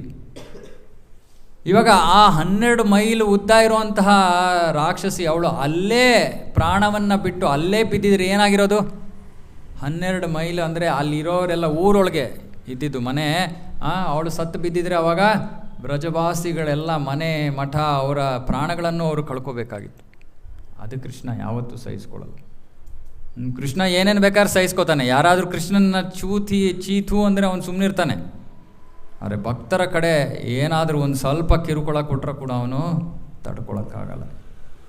ಅದಕ್ಕೆ ಕೃಷ್ಣನ ಭಕ್ತರ ಜೊತೆ ಬಹಳ ಜೋಪಾನವಾಗಿರ್ಬೇಕು ನಾವು. ಯಾಕಂದರೆ ಕೃಷ್ಣನಿಗೆ ಕೋಪ ಬಂದುಬಿಡುತ್ತೆ ನಾವು ಸರಿಯಾಗಿ ವ್ಯವಹರಿಸಲಿಲ್ಲ ಅಂದರೆ. ಸೊ ಅದಕ್ಕೆ ಭಗವಂತನ ಶಕ್ತಿ ಏನು ಮಾಡುತ್ತೆ, ಲೀಲಾಶಕ್ತಿ. ಆ ಪೂತನೆ ಜೋರಾಗಿ ಓಡ್ಕೊಂಡು ಹೋಗ್ತಾಳೆ ಅಲ್ಲಿಂದ. ಓಡ್ಕೊಂಡು ಹೋಗಿ ಎಲ್ಲಿ ನಿರ್ಜನ ಪ್ರದೇಶ, ಯಾರೂ ಜನ ಇಲ್ಲ, ಏನೂ ಇಲ್ಲ, ಯಾರ ಸ್ವತ್ತು ಇಲ್ಲ, ಅಂತಹ ಜಾಗದಲ್ಲಿ ಹೋಗಿ ಅವಳು ಪ್ರಾಣ ಬಿಟ್ಟು ಬೀಳ್ತಾಳೆ, ಸಾಯ್ತಾಳೆ. ಅದಕ್ಕೆ ಆಚಾರ್ಯರು ಹೇಳ್ತಾನೆ 12 ಮೈಲಿ, ಯೋಚನೆ ಮಾಡಿ, 12 ಮೈಲಿ ಉದ್ದ ಅಗಲ ದೇಹ, 5 ಮೈಲಿನೋ ಏನೋ ಹೇಳ್ತಾರೆ ಅಗಲ, 12 ಮೈಲಿ ಉದ್ದ. ಸರಿ ಬಿದ್ದಿದ್ದಾಳೆ, ಒಂದು ಭೂಕಂಪನೇ ಆಗಿದೆಯೇನೋ ಅನ್ನೋ ಒಂದು ಅನುಭವ. ಎಲ್ಲರೂ ಓಡ್ ಬರ್ತಾ ಇದ್ದಾರೆ. ಕೃಷ್ಣ ಎಲ್ಲಿ, ಕೃಷ್ಣ ಎಲ್ಲಿ? ಕೃಷ್ಣ 12 ಮೈಲಿ ಇರೋ ಉದ್ದ ದೇಹದಲ್ಲಿ ಕೃಷ್ಣ ಚಿಕ್ಕ ಮಗು ಎಲ್ಲಿ ಕಾಣ್ತಾನವನು? ಎಲ್ಲರಿಗೂ ಬಹಳ ಆತಂಕದಿಂದ ಓಡ್ ಬರ್ತಾ ಇದ್ದಾರೆ. ಎಲ್ಲಿ ಕಾಣಿಸ್ತಾ ಇಲ್ಲ. ಶರೀರದ ಮೇಲೆ ಹತ್ತಬೇಕು ಅಂದರೆ ಏಣಿ ಬೇಕು. ಸೊ ಹೀಗೆ ಹತ್ಕೊಂಡು ಅವಳ ಹೊಟ್ಟೆಯ ಮೇಲೆ ಹತ್ತಿ ಎದೆಯ ಮೇಲೆ ಹೋಗಿ ನೋಡ್ತಾರೆ. ಕೃಷ್ಣ, ಪುಟ್ಟ ಮಗು ಕೃಷ್ಣ ಅಲ್ಲಿ ಕೂತ್ಕೊಂಡು ತನ್ನ ಪಾಡಕ್ಕೆ ತಾನು ಆಟ ಆಡ್ತಾ ಇದ್ದೆ. ಬ್ರಜವಾಸಿಗಳಿಗೆ ಬಹಳ ಆನಂದ ಆಗೋಗುತ್ತೆ. ಕೃಷ್ಣ ಮೃತ್ಯುವಿನಿಂದ ವಾಪಸ್ ಬಂದೇನೋ ಅನ್ನೋಷ್ಟು ಸಂತೋಷ ಆಗೋಯ್ತು. ಇವಾಗ ಇಂತಹ ಕ್ರೂರಿ ಅಸುರಿ ಇವಳಿಗೆ ಏನು ಶಿಕ್ಷೆ ಕೊಡಬೇಕು? ನಿಮಗಿದ್ರೆ, ನಿಮಗೆ ಅದು ಯಾರು ಬಂದು ಕೇಳಿದ್ರೆ ಇವಳಿಗೆ ಏನು ಶಿಕ್ಷೆ ಕೊಡೋಣ, ಏನು ಶಿಕ್ಷೆ ಕೊಡೋಣ ಹೇಳಿ? ನಿಮಗೆ ಯಾರ ಮೇಲಾದ್ರು ಪಕ್ಕದವ್ರ ಕೋಪ ಇದ್ದರೆ ಅವರೇ ಅಂದ್ಕೊಂಡು ಹೇಳಿ. ಇವಾಗ ಏನು ಶಿಕ್ಷೆ ಕೊಡೋಣ ಇವಳಿಗೆ? ಕೃಷ್ಣನನ್ನು ಕೊಲ್ಲಕ್ಕೆ ಬಂದಿದ್ದಾಳೆ ಇವಳು. ರಮ್ಯ ಮಾತಾಜಿ ಯೋಚನೆ ಮಾಡ್ತಾ ಇದ್ದಾರೆ, ಏನು ಕೊಡೋಣ ಇವನಿಗೆ? ಏನು ಕೃಷ್ಣ ಅಲ್ಲ, ಕೃಷ್ಣ ಏನು ಕೊಡ್ತಾನೆ? ನೀವೇನು ಶಿಕ್ಷೆ ಕೊಡ್ತೀರಾ? ಕುಂಬಿ ಪಾಕ. ಓ ಮಾತಾಜಿ 5ನೇ ಸ್ಕಂದ ಓದ್ಬಿಟ್ಟಿದ್ದಾರೆ. ಏನೋ ಕನಸಿನಲ್ಲೆಲ್ಲ ಬರ್ತಾ ಇದೆ ಅನಿಸುತ್ತೆ ನರಕಗಳು. ಒಂದು ನರಕದ ಹೆಸರು ಹೇಳ್ತಾ ಇದ್ದಾರೆ, ಕುಂಬಿ ಪಾಕ ಅಂತ. ಕೃಷ್ಣ ಏನು ಮಾಡ್ದ? ಓಕೆ, ಏನೋ ಒಂದು ಶಿಕ್ಷೆ ಕೊಡ್ತೀವಲ್ಲ, ಸುಮ್ಮನೆ ಬಿಡ್ತೀವಾ? ಸುಮ್ಮನೆ ಬಿಡೋದಿಲ್ಲ. ಕೃಷ್ಣ ಏನು ಮಾಡ್ದ ಅವಳಿಗೆ? ಕೃಷ್ಣ ಏನು ಕೃಪೆ ಕೊಟ್ಟ ಅವಳಿಗೆ? ಮೋಕ್ಷ ಅಲ್ಲ, ಏನು ಸ್ಥಾನ ಕೊಟ್ಟ ಅವಳಿಗೆ? ನರ್ಸ್ ಸ್ಥಾನ, ತಾಯಿ ಸ್ಥಾನ ಅಲ್ಲ. ತಾಯಿ ಸ್ಥಾನ ಪಡ್ಕೊಳಕ್ಕೆ ಅವಳಿಗೆ ಯೋಗ್ಯತೆ ಇರಲಿಲ್ಲ. ನರ್ಸ್ ಅಂದರೆ ಯಾರು? ತಾಯಿಗೆ ಸಹಾಯ ಮಾಡೋಳು, ದಾದಿಯ ಸ್ಥಾನ ಎಲ್ಲಿ? ಗೋಲೋಕ ವೃಂದಾವನದಲ್ಲಿ. ಏನು ಮಾಡಕ್ಕೆ ಬಂದಿದ್ದವಳು? ಕೊಲ್ಲೋದಕ್ಕೆ ಬಂದಿದ್ದು. ಕೃಷ್ಣನ ಕೃಪೆ ಏನಾಯ್ತು ಇಲ್ವಾ? ಯಾರು ತನ್ನನ್ನು ಕೊಲ್ಲೋದಕ್ಕೆ ಬಂದಿದ್ದಾರೋ ಅಂಥವಳಿಗೆ ಗೋಲೋಕ ಕೊಟ್ಬಿಟ್ಟ. ಇವಾಗ ನಾವು ನಿಜವಾಗ್ಲೂ ಗೋಲೋಕಕ್ಕೆ ಹೋಗೋದು ಬೇಡ ಅಂದರೆ ಮಾತ್ರ ನಾವು ಇಲ್ಲಿ ಇರೋಕ್ಕೆ ಸಾಧ್ಯ, ಹೌದಾ? ಯಾಕಂದರೆ ಅಸುರರಿಗೆ ಗೋಲೋಕ ಕೊಡೋಂಥವನು ನಮ್ಮ ಪ್ರಭುಪಾದರು ಬರೀತಾರೆ, ಯಾರಾದರೂ ಪ್ರೀತಿಯಿಂದ ಕೃಷ್ಣನಿಗೆ ಸ್ವಲ್ಪ ಸೇವೆ ಮಾಡಿದ್ರೆ ನಮಗೆ ಗೋಲೋಕ ಸಿಗೋದಿಲ್ವಾ? ಅರೆ ನಮ್ಮ ಕೆಟ್ಟ ಬುದ್ಧಿ, ನಮಗೆ ಮಂದ ಬುದ್ಧಿ. ನಾವು ಹೇಳ್ತೀವಿ ಬೇಡ ಬೇಡ, ನಾವು ಇಲ್ಲೇ ಸ್ವಲ್ಪ ಚೆನ್ನಾಗಿರ್ತೀವಿ, ಸ್ವಲ್ಪ ಪೂತನಿ ಥರ ಇಲ್ಲೇ ಇರ್ತೀವಿ ನಾವು ಭೂಲೋಕದಲ್ಲಿ ಅಂತ. ಆದರೆ ಕೃಷ್ಣ ಕೊಡೋದಕ್ಕೆ ಸಿದ್ಧನಾಗಿದ್ದಾನೆ. ಕೃಷ್ಣ ಕೊಡೋಕ್ಕೆ ಸಿದ್ಧನಾಗಿದ್ದಾನೆ. ಕೃಷ್ಣ ಏನು ಕಂಡೀಷನ್ ಆಗ್ತಾ ಇಲ್ಲ, ಷರತ್ತುಗಳು ಅನ್ವಯ ಏನೂ ಇಲ್ಲ, ಏನೂ ಷರತ್ತುಗಳಿಲ್ಲ, ಎಲ್ಲೂ ಏನು ಸ್ಟಾರ್ ಇಲ್ಲ. ಕೃಷ್ಣ ಹೇಳ್ತಾನೆ, ಸುಮ್ಮನೆ ಪ್ರಾಮಾಣಿಕತೆಯಿಂದ ನನಗೆ ಪ್ರೀತಿಯನ್ನು ತೋರಿಸಿ, ಅಷ್ಟೇ ಕೃಷ್ಣ ಭಕ್ತಿ. ನಾನು ಹೋದ್ವಾರನೂ ಹೇಳಿದೆ, ಸುಮ್ಮನೆ ಕೃಷ್ಣನಿಗೆ ತನ್ನ ನಾಮವನ್ನು ತಗೊಂಡ್ರೆ ಅವನಿಗೆ ಅದಕ್ಕಿಂತ ಹೆಚ್ಚು ಸಂತೋಷ ಇನ್ನೇನೂ ಇಲ್ಲ. ನಾಹಂ ತಿಷ್ಠಾಮಿ ವೈಕುಂಠೆ ಯೋಗಿನಾಂ ಹೃದಯೇ ಪಿವ ಯತ್ರ ಗಾಯಂತಿ ಮದ್ಭಕ್ತಃ ತತ್ರ ತಿಷ್ಠಾಮಿ ನಾರದ. ಕೃಷ್ಣ ನಾರದರಿಗೆ ಹೇಳ್ತಾ ಇದ್ದಾನೆ, ಯತ್ರ ಗಾಯಂತಿ ಮದ್ಭಕ್ತಃ, ಎಲ್ಲಿ ನನ್ನ ಭಕ್ತರು ನನ್ನ ಗುಣಗಾನ ಮಾಡ್ತಾ ಇದ್ದಾರೋ ನಾನು ಅಲ್ಲಿದ್ದೀನಿ. ಇವಾಗ ನಾವಿಲ್ಲಿ ಗುಣಗಾನ ಮಾಡ್ತಾಯಿದ್ದೀವಿ, ಕಾಣ್ತಾ ಇದ್ದಾರಾ? ಕೃಷ್ಣ ಕಾಣ್ತಾ ಇದ್ದಾರೆ ಯಾರು ಕಣ್ಣಿಗೆ? ಮಹಾಭಕ್ತರು ಯಾರು ಇದ್ದರೆ ಕಾಣ್ತಾರೆ. ಇಲ್ಲಿ ನಿಮ್ಮಲ್ಲಿ ಯಾರು ಮಹಾಭಕ್ತರು ಇರ್ಬೋದು. ಕೃಷ್ಣ ಕಾಣ್ತಾನೆ ಕಣ್ಣಿಗೆ. ಆದರೆ ಅವನು ನಮ್ಮಿಂದ ಏನೂ ಅಪೇಕ್ಷೆ ಪಡ್ತಾ ಇಲ್ಲ, ಸುಮ್ಮನೆ ಪ್ರೀತಿಯನ್ನು ಅಪೇಕ್ಷೆ ಪಡ್ತಾ ಇದ್ದಾನೆ. ಪ್ರೀತಿಯನ್ನು ತೋರೋದಕ್ಕೆ ಒಂದು ಮಾರ್ಗ ಇದೆ, ಒಂದು ವಿಧಾನ ಇದೆ. ಕೃಷ್ಣನಿಗೆ ಪ್ರೀತಿಯಿಂದ ನೈವೇದ್ಯವನ್ನು ಅರ್ಪಣೆ ಮಾಡೋದ್ರಿಂದ, ಕೃಷ್ಣನ ಗುಣಗಾನವನ್ನು ಮಾಡೋದ್ರಿಂದ, ಮತ್ತು ವಿಶೇಷವಾಗಿ ಕಲಿಯುಗದಲ್ಲಿ ಕೃಷ್ಣನ ನಾಮವನ್ನು ತಗೊಳ್ಳೋದ್ರಿಂದ, ಸುಮ್ಮನೆ ಕೃಷ್ಣನ ನಾಮವನ್ನು ತಗೊಳ್ಳೋದ್ರಿಂದ ಕೃಷ್ಣನಿಗೆ ಸಂತೋಷ ಆಗುತ್ತೆ. ಏನು ನಾವು ಒಂದು ಪೈಸಾ ಜೋಬಿನಿಂದ ಖರ್ಚು ಮಾಡೋ ಅವಶ್ಯಕತೆ ಇಲ್ಲ. ಇದಕ್ಕಿಂತ ಕೃಪೆ ಯಾರು ಕೊಡ್ತಾರ? ಇವತ್ತು ನಮ್ಮ ಲೈಬ್ರರಿ ಮೇಡಮ್ ಇಲ್ಲ, ಅವ್ರ ಹತ್ರ ಮಾತಾಡ್ತಾ ಇದ್ದೆ ಬೆಳಗ್ಗೆ. ಅವ್ರು ಹೇಳ್ತಾಯಿದ್ರು, ನನಗೆ ದಿನದಲ್ಲಿ ಸಾಕಷ್ಟು ಸಮಯ ಇರುತ್ತೆ, ಓಡಾಡ್ತಾ ಕೆಲಸ ಮಾಡ್ಕೊಂಡು ಕೃಷ್ಣನ ನಾಮ ಹೇಳ್ಬೋದಾ ಅಂತ. ನಾನು ಹೇಳಿದೆ, ಏನು ಬೇಕಾದ್ರು ನೀವು ಬೆಳಗ್ಗೆ ಒಂದು ಅರ್ಧ ಗಂಟೆ ಅಟ್ಲೀಸ್ಟ್ ಒಂದು 4 ಮಾಲೆ ಒಂದು ಕಡೆ ಕೂತ್ಕೊಂಡು ಮಾಡೋ ಒಂದು ಅಭ್ಯಾಸ ಮಾಡ್ಕೊಳ್ಳಿ, ಆಮೇಲೆ ದಿನ ಪೂರ್ತಿ ಮಾಡಿ. ಆಮೇಲೆ ಅವರೇ ಮಾತಾಜಿ ಹೇಳ್ತಾಯಿದ್ರು, ಎಷ್ಟು ಸುಲಭ ಮಾರ್ಗ ಕೊಟ್ಬಿಟ್ಟಿದ್ದಾನಲ್ವ ಕೃಷ್ಣ ನಮಗೆ ಅಂತ. ಹೇಳ್ದೆ, ನೋಡಿ ಎಷ್ಟು ನಮಗೇನು ತುಂಬ ಕಷ್ಟಪಟ್ಟು ಏನು ಒಂದು ಪೂಜೆ ಮಾಡಬೇಕು ಅಂತ ಇಟ್ಕೊಳ್ಳಿ ಮನೆಯಲ್ಲಿ, ಎಷ್ಟು ಕಷ್ಟ. ಇದು ತೊಗೊಂಬನ್ನಿ, ಅದು ತೊಗೊಂಬನ್ನಿ, ಅದು ಮಾಡಿ, ಇದು ಮಾಡಿ. ಕೃಷ್ಣ ಹೇಳ್ತದಾನೆ, ಇಷ್ಟೊಂದು ಕಷ್ಟನೇ ಪಡಬೇಕಾಗಿಲ್ಲ. ಸುಮ್ಮನೆ ಕೃಷ್ಣನ ನಾಮ, ಅದು ಕೃಷ್ಣನ ನಾಮ ಅಂದರೆ ಕೃಷ್ಣನ ಲೀಲೆಗಳು. ಕೃಷ್ಣನ ಲೀಲೆಗಳನ್ನು ಓದೋದಕ್ಕೆ ನಮಗೆ ಬೇಸರನೇ ಆಗೋದಿಲ್ಲ. ನಾನು ಸುಮ್ಮನೆ ಒಂದು ಲೀಲೆಯನ್ನು ಹೇಳಿದೆ ನಿಮಗೆ, ಈ ಥರ ಎಷ್ಟು ಲೀಲೆಗಳಿವೆ. ಟೋಟಲ್ ಕೃಷ್ಣ ಪುಸ್ತಕದಲ್ಲಿ 89 ಲೀಲೆಗಳಿದೆ. ನಾವೇನು ಮಾಡಬೇಕು? ಇದನ್ನು ಕೇಳಬೇಕು, ಮತ್ತೆ ಕೇಳಬೇಕು ಅನಿಸುತ್ತೆ, ಮತ್ತೆ ಕೇಳೋದು. ಮನೇಲಿ ಮಕ್ಕಳಿದ್ರೆ ಮಕ್ಳ ಕತೆ ಹೇಳೋದು, ವಯಸ್ಸಾಗಿರೋರಿದ್ದರೆ ವಯಸ್ಸಾಗಿರೋರ ಕತೆ ಹೇಳೋದು, ಯಾರನ್ನ ಹಿಡ್ಕೊಂಡು ಕೂರ್ಸ್ಕೊಂಡು ಕತೆ ಹೇಳೋದು ಅಷ್ಟೇ. ಇನ್ನೇನು ಮಾಡಬೇಕಾಗಿಲ್ಲ ನಾವು. ಅದು ನಮ್ಮ ಮನಸ್ಸಲ್ಲಿ ಉಳ್ಕೊಂಡ್ಬಿಟ್ರೆ ಆ ಕತೆ ಅಷ್ಟೇ. ನಾವು ಆಮೇಲೆ ನಿದ್ದೆ ಮಾಡ್ತಾ ಇದ್ದಾಗ ಕೃಷ್ಣನ ಕಥೆ ಬಂದರೆ ಆಯಿತು, ನಾವು ಗೋಲೋಕಕ್ಕೆ ಹೋಗೋಕ್ಕೆ ಸಿದ್ಧರಾಗಿದ್ದೀವಿ ಅಂತ.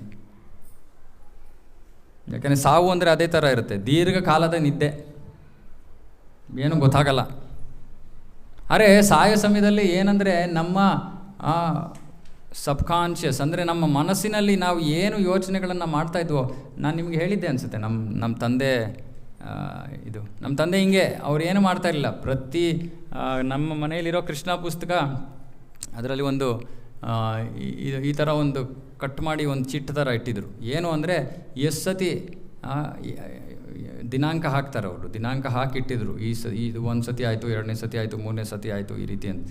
ಸುಮಾರು ನನಗೆ ಅನಿಸಿರೋ ಹಂಗೆ ಒಂದು 8-9 ಸತಿ ಓದ್ಯಾರೆ ಕೃಷ್ಣ ಪುಸ್ತಕವನ್ನು. ಆ ಕೃಷ್ಣ ಪುಸ್ತಕ ಅವರ ಮೇಲೆ ಎಷ್ಟು ಪ್ರಭಾವವನ್ನು ಬೀರಿತ್ತು ಅಂದರೆ, ಕೊನೆಯ ಸಮಯದಲ್ಲಿ ಬಹಳ ಕೆಮ್ಮು ಬಂದು ಆಸ್ಪತ್ರೆಗೆ ಅಡ್ಮಿಟ್ ಆಗಿದ್ರು ಕೂಡ ಮಧ್ಯರಾತ್ರಿ ಜೋರಾಗಿ ಕೆಮ್ತಾ ಇದ್ದಾರೆ. ನನಗೆ ಕರೆದ್ಬಿಟ್ಟು ಕೃಷ್ಣನ ಪುಸ್ತಕದಿಂದ ಲೀಲೆ ಹೇಳ್ತಾ ಇದ್ದಾರೆ. ನನಗೆ ಆವಾಗಲೇ ಗೊತ್ತಾಯಿತು ಎಷ್ಟು ಪವರ್ ಇದೆ ಪ್ರಭುಪಾದರ ನಮಗೆ ಕೊಟ್ಟಿರೋ ಒಂದು ವಿಧಾನದಲ್ಲಿ. ಅಂದರೆ ನಮ್ಮ ತಂದೆಯವರು ಅದನ್ನು ಪಾಲನೆ ಮಾಡಿದ್ರು, ಅಂತಿಮವಾಗಿ ಭಗವಂತನ ಲೀಲೆಗಳ ಸ್ಮರಣೆಯಲ್ಲಿ ಅವರು ತಮ್ಮ ಶರೀರವನ್ನು ತ್ಯಾಗ ಮಾಡಿದ್ರು. ಅದಕ್ಕೆ ನಾನು ನಮ್ಮಮ್ಮಗೆ ಹೇಳಿದೆ, ಖಂಡಿತವಾಗಿಯೂ ಅವರು ಮತ್ತೆ ಇನ್ನೊಂದು ಜನ್ಮ ತೊಗೊಂಡಿಲ್ಲ, ಖಂಡಿತವಾಗ್ಲೂ ತೊಗೊಂಡಿಲ್ಲ. ಯಾಕಂದರೆ ಆ ಪ್ರಜ್ಞೆಯಲ್ಲಿ ನಾನು ಆಮೇಲೆ ನಮ್ಮ ಬೇರೆ ಭಕ್ತರ ಹತ್ರ ಮಾತಾಡ್ತಾ ಇದ್ದೆ, ನಾವು ಈ ರೀತಿ ಸಾಯ್ತೀವೋ ಇಲ್ವೋ ಗೊತ್ತಿಲ್ಲ. ಅವರು ಸಾಧನೆ ಮಾಡಿದ್ದು ಸುಮಾರು 5-6 ವರ್ಷ ಅಷ್ಟೇ. ಎಷ್ಟು 80ಕ್ಕೆ ಹೋದ್ರು, 72, 73, 7 ವರ್ಷ ಮಾಡಿದ್ರು ಅಷ್ಟೇ. 6-7 ವರ್ಷ. ಆದರೆ ಅವ್ರು ಇನ್ನೇನೂ ಮಾಡಲಿಲ್ಲ. ಅವರು ಎಷ್ಟು ಮುಳುಗೋಗಿದ್ರು ಈ ಶ್ರವಣದಲ್ಲಿ ಅಂದರೆ, ನನ್ನ ತಂಗಿ ಅವ್ರ ಮಗಳು ಬಂದರೂ ಕೂಡ ಒಂದು 2 ನಿಮಿಷ ಕೂತ್ಕೊಂಡು ವಾಪಸ್ ಹೊಟ್ಟೋಗ್ತಾಯಿದ್ರು ರೂಮ್ಗೆ, ತಿರ್ಗಾ ಓದಬೇಕು ಅಂತ. ಅಷ್ಟು ಮುಳುಗೋಗಿದ್ರು. ಅದರ ಪರಿಣಾಮ ನಾನು ನೋಡಿಬಿಟ್ಟೆ. ರಿಯಲ್ ಲೈಫ್, ನಿಜವಾದ ಜೀವನದಲ್ಲಿ ಕೃಷ್ಣ ಕಥೆ, ಕೃಷ್ಣನ ಲೀಲೆ ಎಂತಹ ಪ್ರಭಾವವನ್ನು ಬೀರೋಕ್ಕೆ ಸಾಧ್ಯ ಇದೆ ನಮ್ಮ ಮನಸ್ಸಿನ ಮೇಲೆ ಅನ್ನೋದು. ಅದಕ್ಕೆ ಪರೀಕ್ಷಿತ ಮಹಾರಾಜ ಭಾಗವತ 10ನೇ ಸ್ಕಂದ ಶುರು ಆಗೋಕ್ಕಿಂತ ಮುಂಚೆ ಪರೀಕ್ಷಿತ ಮಹಾರಾಜ ಶುಕದೇವ ಗೋಸ್ವಾಮಿಗೆ ಹೇಳ್ತಾರೆ, 9 ಸ್ಕಂದ ಆಗೋಯ್ತು, ಎಲ್ಲ ಕೃಷ್ಣನ ಕಥೆನೇ, 9 ಸ್ಕಂದನೂ ಕೃಷ್ಣನ ಕಥೆನೇ. ಯಾಕೆ? ಎಲ್ಲ ಕೂಡ ಕೃಷ್ಣನ ಅವತಾರಗಳು. ಸೊ ಹಾಗಾಗಿ ಇಂಡೈರೆಕ್ಟಾಗಿ ಕೃಷ್ಣನ ಕಥೆನೇ ಕೇಳಿದ್ದು. ಅರೆ ಪರೀಕ್ಷಿತ್ ಮಹಾರಾಜ ನನ್ನ ಸುಖದೇವ ಗೋಸ್ವಾಮಿಗೆ ಹೇಳ್ತಾನೆ, ಇಷ್ಟೆಲ್ಲ 9 ಸ್ಕಂದಗಳು, 9 ಸ್ಕಂದಗಳಂತಲ್ಲ, ಇಷ್ಟು ಸಮಯ 7 ದಿನ ಸಮಯ ಇದ್ದಿದ್ದು, ಸುಮಾರು 5 ದಿನ ಆಗೋಗಿದೆ ಅನಿಸುತ್ತೆ. ಇಷ್ಟು ಶ್ರವಣ ಮಾಡಿರೋದು ಬಹಳ ತುಂಬ ಚೆನ್ನಾಗಿದೆ. ಆದರೆ ಕೃಷ್ಣನ ಲೀಲೆಗಳು, ವಿಶೇಷವಾಗಿ ಕೃಷ್ಣನ ಬಾಲ್ಯ ಲೀಲೆಗಳನ್ನು ಶ್ರವಣ ಮಾಡೋದ್ರಿಂದ ಅದರ ಅನುಭವನೇ ಬೇರೆ, ಮರೆಯೋದಕ್ಕೆ ಆಗೋದಿಲ್ಲ. ಕೃಷ್ಣ ಎಷ್ಟು ಕೃಪೆಯನ್ನು ತೋರಿದ್ದಾನೆ ಅಂದರೆ ನಮಗೆ, ಯಾರೋ ಇವಾಗ ನೋಡಿ, ಆ ಒಂದು ಚಿಕ್ಕ ಮಗು ಓಡಾಡ್ತಾ ಇತ್ತು, ಎಲ್ಲರ ಗಮನ ಆ ಕಡೆ. ಕೃಷ್ಣ ಇದೇ ರೀತಿ ಓಡಾಡಿದ್ದಾನೆ, ಮತ್ತು ನಮ್ಮನ್ನು ಆಹ್ವಾನಿಸ್ತಾ ಇದ್ದಾನೆ, ಇದೇ ರೀತಿಯಾದ ನನ್ನ ಲೀಲೆಗಳನ್ನು ಸ್ಮರಿಸಿ. ಆ ಲೀಲೆಗಳಲ್ಲಿ ನಾವು ಭಾಗವಹಿಸಬೇಕು ಅಂದರೆ ಸುಮ್ಮನೆ ಅದನ್ನು ಕೇಳಿದ್ರೆ ನಾವು ಆ ಲೀಲೆಯಲ್ಲಿ ಉಪಸ್ಥಿತರಿದ್ದೀವಿ. ಇದು ಆಧ್ಯಾತ್ಮಿಕ ಜೀವನ. ಭೌತಿಕ ಜೀವನ ಅಂದರೆ ನಾವೆಲ್ಲೋ ಕೇಳಿದ್ದೀವಿ, ಎಲ್ಲಿಗೋ ಹೋಗಬೇಕು, ಯಾತ್ರೆಗೂ ಯಾವ್ದಾದ್ರು ಒಂದು ಒಳ್ಳೆ ಜಾಗ ಹೇಳಿ. ಮಾಲ್ಡೀವ್ಸ್. ನೋಡಿದ್ರಾ? ಎಲ್ಲಿ ಮನೆಯವರು ಇಲ್ಲ ಅನಿಸುತ್ತೆ, ಬಂದಿಲ್ಲ. ಮಾಲ್ಡೀವ್ಸ್ಗೆ ಹೋಗಬೇಕು ಅಂದರೆ ಹೋಗಬೇಕಲ್ವಾ? ಇಲ್ಲೇ ಕೂತ್ಕೊಂಡು ಮಾಲ್ಡೀವ್ಸ್ ಅಂದರೆ ಅರೆ ಗೋಲೋಕ ವೃಂದಾವನ ಅಂತ ನಾವು ಸುಮ್ಮನೆ ಇಲ್ಲಿ ಕೂತ್ಕೊಂಡು ಗೋಲೋಕ ವೃಂದಾವನ ವರ್ಣನೆ ಕೇಳಿದ್ವಿ, ಕೃಷ್ಣನ ಲೀಲೆಗಳನ್ನು ಕೇಳಿದ್ವಿ. ಅಲ್ಲಿ ಇರೋ ಅಷ್ಟು ನಮಗೆ ಅದರ ಫಲ ಸಿಗುತ್ತೆ ನಮಗೆ. ಮಾಲ್ಡೀವ್ಸ್ ಅಂದರೆ ನಾವು ಅಲ್ಲಿ ಹೋಗೋ ಫಲ ಸಿಗಲ್ಲ, ಸುಮ್ಮನೆ ಯೋಚನೆ ಮಾಡ್ತಾ ಇರ್ಬೋದು ಅಷ್ಟೇ. ಅರೆ ಆಧ್ಯಾತ್ಮಿಕ ಜೀವನ ಅಂದರೆ ಹಿಂಗೆ, ಆಧ್ಯಾತ್ಮಿಕತೆ ಅಂದರೆ ಹಿಂಗೆ, ನಾವು ಇಲ್ಲಿದ್ದೀವಿ ಆದರೆ ಅಲ್ಲಿಯ ಅನುಭವವನ್ನು ಪಡ್ಕೋಬೋದು. ಸೊ ಕೃಷ್ಣ ಆ ಪುಸ್ತಕದಲ್ಲಿ ಸುಮ್ಮನೆ ಆ ಪುಸ್ತಕವನ್ನು ತೊಗೊಂಡು ದಿನ ಓದಿದ್ರೆ, ಪ್ರತಿ ಕ್ಷಣ ಓದೋ ಸಮಯದಲ್ಲಿ ನಾವು ಕೃಷ್ಣನ ಜೊತೆ ಇರ್ತೀವಿ. ಅಷ್ಟು ಸುಲಭ. ಅದನ್ನು ನೆನಪಿಟ್ಕೊಳ್ಳೋದಷ್ಟೇ. ಅದು ಈ ಲೀಲೆಗಳಲ್ಲಿ ಏನು ತುಂಬ ಏನು ಬುದ್ಧಿ ಬೇಕಾಗಿರುವಂಥ ಲೀಲೆಗಳಲ್ಲ, ಸುಮ್ಮನೆ ಕೇಳೋದು ಆನಂದವನ್ನು ನೀಡುತ್ತೆ. ಮಗುವಿನ ಲೀಲೆಗಳು ಹೆಚ್ಚು ಕಡಿಮೆ ಮೊದಲ ಒಂದು 15-20 ಅಧ್ಯಾಯಗಳು ನಮಗೆ ಸಾಕಷ್ಟು ಕೃಷ್ಣನ ಬಾಲ್ಯ ಲೀಲೆಗಳು. ಇನ್ನೊಂದು ಸ್ವಲ್ಪ ದೊಡ್ಡವನಾಗಿದ್ದಾನೆ, ಆದರೆ ಬಹಳ ಆನಂದವನ್ನು ನೀಡುವಂಥ ಲೀಲೆಗಳು. ಸುಮ್ಮನೆ ಆ ಲೀಲೆಗಳನ್ನು ಶ್ರವಣ ಮಾಡಿದ್ರೇ ನಾವು ಕೃಷ್ಣನಲ್ಲಿ ಸಂಪೂರ್ಣವಾಗಿ ಮಗ್ನರಾಗಿ ಹೋಗ್ತೀವಿ. ಯೋಚನೆ ಮಾಡಿ, ಕೃಷ್ಣ ನಿಂತಿದ್ದಾನೆ, ಮಣ್ಣನ್ನು ತಿನ್ಕೊಂಡು ಬರ್ತಾನೆ, ಎಷ್ಟು ಚೆನ್ನಾಗಿರಬೇಕು. ಇವತ್ತು ಕೂಡ ಭಕ್ತರು ಹೋಗಿ ಅದೇ ಮಣ್ಣನ್ನು ತಿಂತೀವಿ ನಾವು. ಬ್ರಹ್ಮಾಂಡ ಘಾಟ್ ಅಂತ ಇದೆ ವೃಂದಾವನದಲ್ಲಿ. ಇವತ್ತು ನಾವು ಹೋಗಿ ಅಲ್ಲಿ ಆ ಮಣ್ಣನ್ನು ಮಾರ್ತಾರೆ, ಆ ಮಣ್ಣಿನ ಪ್ಯಾಕೆಟ್ ತೊಗೊಂಡು ಬರ್ತೀವಿ. ಯಾರು ನೋಡಿದ್ರೆ ತಲೆ ಕೆಟ್ಟಿದೆ ನಮಗೆ ಅಂತ ಅನ್ಕೋತಾರೆ. ಬಂದು ಆ ಮಣ್ಣನ್ನು ತೊಗೊಂಡು ಬಾಯಿಗೆ ಹಾಕ್ಕೊಡೋದು. ಕೃಷ್ಣ ತಿಂದಿರೋ ಮಣ್ಣು, ಕೃಷ್ಣ ಸ್ವಯಂ ತಿಂದಿರೋ ಮಣ್ಣು. ಇವಾಗ ಯೋಚನೆ ಮಾಡಿ, ಕೃಷ್ಣ ತುಂಬ ಮಣ್ಣು ಹಾಕೊಂಡು ಬಂದಿದ್ದಾನೆ, ಹಿಂದೆ ಬಲರಾಮ ಓಡ್ಕೊಂಬರ್ತಾ ಇದ್ದಾನೆ, ಮಣ್ಣು ತಿಂದ್ಬಿಟ್ಟ ಇವತ್ತು ಕೃಷ್ಣ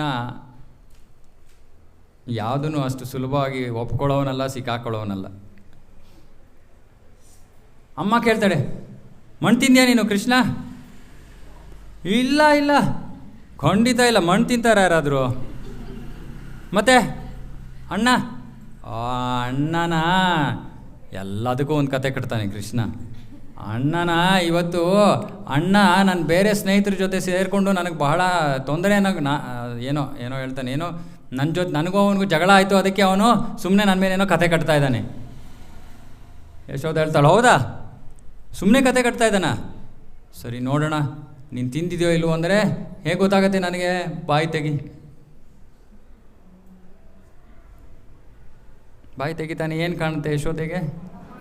ನಿಜವಾಗ್ಲೂ ಮಣ್ಣೇ ಕಾಣುತ್ತೆ. ಯಾಕಂದರೆ ಬ್ರಹ್ಮಾಂಡ ಆಗಿರೋದೇ ಮಣ್ಣಿಂದ. ಸಂಪೂರ್ಣ ಬ್ರಹ್ಮಾಂಡ ಕಾಣುತ್ತೆ ಅವಳಿಗೆ, ಅವನ ಬಾಯಲ್ಲಿ.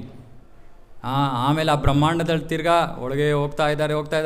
ತಿರ್ಗಾ ಬೃಂದಾವನ ಬಂತು, ತಿರ್ಗಾ ಬ್ರಹ್ಮಾಂಡ ಘಾಟ ಬಂತು. ಅಲ್ಲಿ ಯಶೋದ ಕೃಷ್ಣ ಎಲ್ಲರೂ ನಿಂತಿರೋದು ಕಾಣ್ತಾ ಇದೆ. ತಲೆ ಕೆಟ್ಟೋಗ್ಬಿಡ್ತೀವಿ ಇವಳಿಗೆ. ಅಯ್ಯಪ್ಪ ಹೋಗಪ್ಪ, ನೀನು ಮಣ್ಣಾರು ತಿನ್ಕೋ, ಏನಾರು ತಿನ್ಕೋ. ಕೃಷ್ಣನ ಲೀಲೆಗಳು ಈ ಥರ ಬಹಳ ಬಹಳ ಆನಂದವನ್ನು ನೀಡುವಂಥದ್ದು.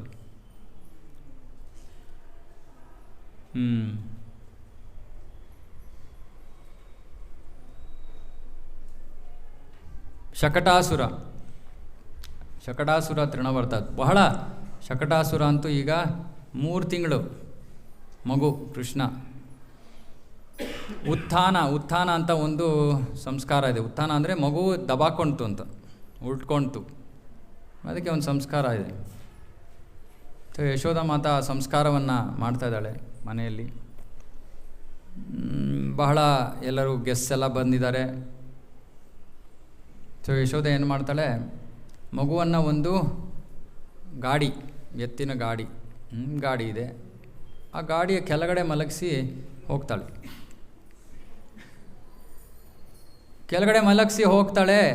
ಕೃಷ್ಣ ಮಲ್ಕೊಂಡಿದ್ದ. ಆಮೇಲೆ ಸ್ವಲ್ಪ ಹೊತ್ತಿಗೆ ಎಚ್ಚರ ಆಗೋಯ್ತು ಕೃಷ್ಣನಿಗೆ.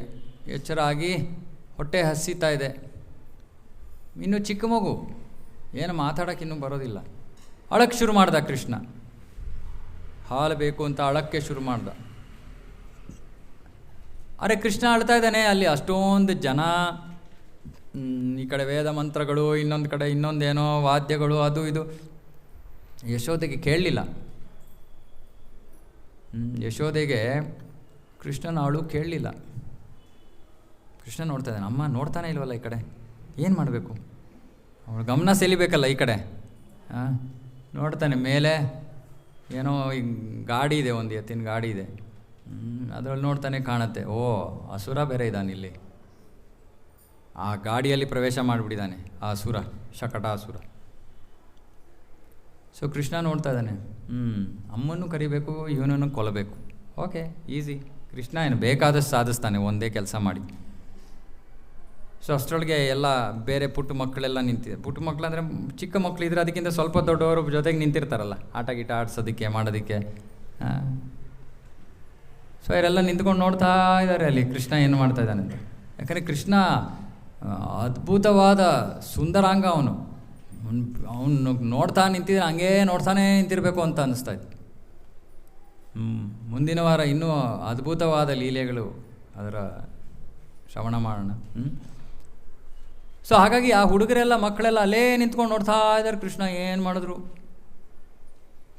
ಸರಿ, ಕೃಷ್ಣ ಆಳ್ತಾ ಇದ್ದ, ನೋಡಿದ್ರು ಅದನ್ನು. ಆಮೇಲೆ ಕೃಷ್ಣ ಏನು ಮಾಡ್ದ, ಮಗು ಮಲ್ಕೊಂಡಿದೆ, ಕಾಲು ಮೇಲ್ ಮಾಡ್ತು. ಮಲ್ಕೊಂಡಿದ್ದು ಕಾಲು ಮೇಲ್ ಮಾಡುತ್ತಲ್ಲ, ಮಕ್ಕಳು ಆಳ್ಬೇಕಂದ್ರೆ ಕೈ ಕಾಲು ಎರಡು ಮೇಲ್ ಮಾಡಿಕೊಂಡು ಆಳುತ್ತವೆ ಮಲಗಿದ್ದು ಮಕ್ಕಳು. ಸೊ ಕೃಷ್ಣ ಏನು ಮಾಡ್ತಾನೆ, ಅವನ ಆ ಹತ್ತಿಯಂತಹ ಕಾಲುಗಳು, ಅಷ್ಟು ಕೋಮಲವಾದ ಕಾಲುಗಳು, ಆ ಕಾಲುಗಳಿಂದ ಅವನೇನು ಮಾಡ್ತಾನೆ, ಅವನ ಕಾಲು ಆ ಗಾಡಿಗೆ ತಾಕತ್ತೆ ಅಷ್ಟೇ. ಯೋಚನೆ ಮಾಡಿ, ಒಂದು ಪುಟ್ಟ ಮಗು, ಅವನ ಕಾಲು ಗಾಡಿಗೆ ತಾಕ್ತು. ಆಯಿತು, ಏನಾಯ್ತಪ್ಪ ಇದಕ್ಕೆ ತಾಕಿದ್ರೆ ಇದೇನೋ ಒಂಚೂರು ಅಲ್ಲಾಡತ್ತೆ, ನಿಂತ್ಕೋಬೋದು ಅಷ್ಟೇ. ತಕ್ಷಣ ಏನಾಗುತ್ತೆ ಅಂದರೆ ಆ ಗಾಡಿ ಮೇಲೆ ಏನೇನೋ ಅಡುಗೆ ಪಾತ್ರೆಗಳು, ಏನೇನೋ ಪಾತ್ರೆಗಳಿಟ್ಟಿದ್ರು.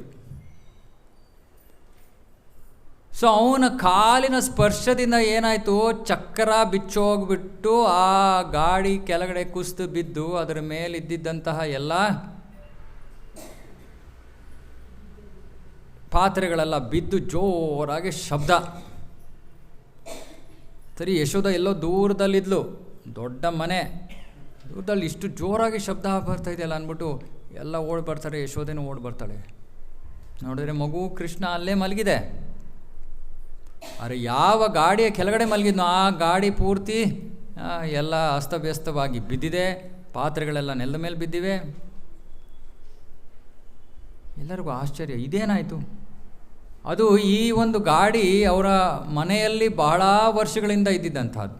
ಸೊ ಒಂದು ಒಳ್ಳೆಯ ಶಕುನ. ನಮ್ಮ ಮನೆಯಲ್ಲಿ ಯಾರು ತುಂಬ ವರ್ಷಗಳಿಂದ ಇರುವಂಥ ವಸ್ತುಗಳನ್ನು ನಾವು ಎಸೆಯೋದಿಲ್ಲ. ಅದು ಅದರಿಂದ ನಮಗೆ ಬೇಕಾಗಿರೋ ಏನಾದ್ರು ಕೆಲಸಗಳಾಗಿದೆ ಹಿಂದೆ ಅಂದರೆ ನಾವು ಅದನ್ನು ಜೋಪಾನವಾಗಿಡ್ತೀವಿ.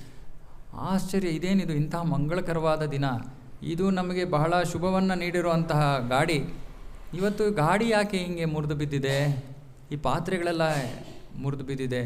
ಎಲ್ಲರಿಗೂ ಭಯ ಆಗೋಗುತ್ತೆ, ಓ ಇನ್ನೊಂದು ಯಾವುದೋ ಅಸುರ ಬಂದಿರಬೇಕು. ಸರಿ ಕೇಳ್ತಾರೆ ಎಲ್ಲರೂ ಆಶ್ಚರ್ಯದಲ್ಲಿ. ದೊಡ್ಡವರು ಪರಸ್ಪರ ಮಾತಾಡ್ಕೋತಾ ಇದ್ದಾರೆ ಒಬ್ಬರ ಜೊತೆ ಇನ್ನೊಬ್ಬರು. ಆದರೆ ಅಲ್ಲಿ ಮಕ್ಕಳಿದ್ದಾರೆ, ಮಕ್ಕಳಿಗೆ ನೋಡ್ತಾ ಇದ್ದಾರೆ. ನಾವು ನೋಡಿದ್ವಿ, ಏನಾಯಿತು ಕೃಷ್ಣ ಸುಮ್ಮನೆ ಅಳ್ತಾ ಇದ್ದ. ಆಮೇಲೆ ಕೃಷ್ಣ ಕಾಲು ಸ್ವಲ್ಪ ಮೇಲ್ ಮಾಡ್ದ, ಅವನ ಕಾಲು ಗಾಡಿಗೆ ತಾಕ್ತು, ಆಮೇಲೆ ಗಾಡಿ ಮುರಿದೋಯ್ತು. ಸುಮ್ಮನಿರ, ಇಲ್ಲೇನೋ ಗಂಭೀರವಾಗಿ ಆಗಿದೆ, ಸುಮ್ಮನೆ ಇವೇನೋ ಹಾಸ್ಯ ಮಾಡ್ತಾ ಇದ್ದಾರೆ. ಪುಟ್ಟ ಮಕ್ಕಳು ಮಾತಾಡ್ತಾ ಇದ್ದಾರಲ್ಲ, ಯಾರಿಗೆ ದೊಡ್ಡವರು ಸೀರಿಯಸ್ ಆಗಿ ತಗೊಳ್ಳಿಲ್ಲ. ಸೊ ಹೀಗೆ ಕೃಷ್ಣನ ಲೀಲೆಗಳು ಅಂದರೆ ಪುಟ್ಟ ಮಗು ಮಾರ್ದಂಗೆ. ಮಗು ಇವಾಗ ನಿಮ್ಮ ಮನೆಗಳಲ್ಲಿ ಇವಾಗ ಪುಟ್ಟ ಮಕ್ಕಳು ಇರ್ತಾರೆ, ಆರಂಭದಲ್ಲಿ ನಡೆಯೋಕ್ಕೆ ಪ್ರಯತ್ನ ಮಾಡ್ತಾ ಇರ್ತಾರೆ. ನಡೆಯೋಕ್ಕೆ ಪ್ರಯತ್ನ ಮಾಡ್ತಾ ಇದ್ದಾಗ ಏನಾಗುತ್ತೆ ಅನುಭವ? ಹಿಂಗೆ ಹಿಡ್ಕೋತೀವಿ ಅಲ್ವಾ, ಕೈ ಹಿಡ್ಕೋತೀವಿ. ಆಮೇಲೆ ಏನು ಮಾಡ್ತಾರೆ, ಕೈ ಹಿಡ್ಕೋತಾರೆ.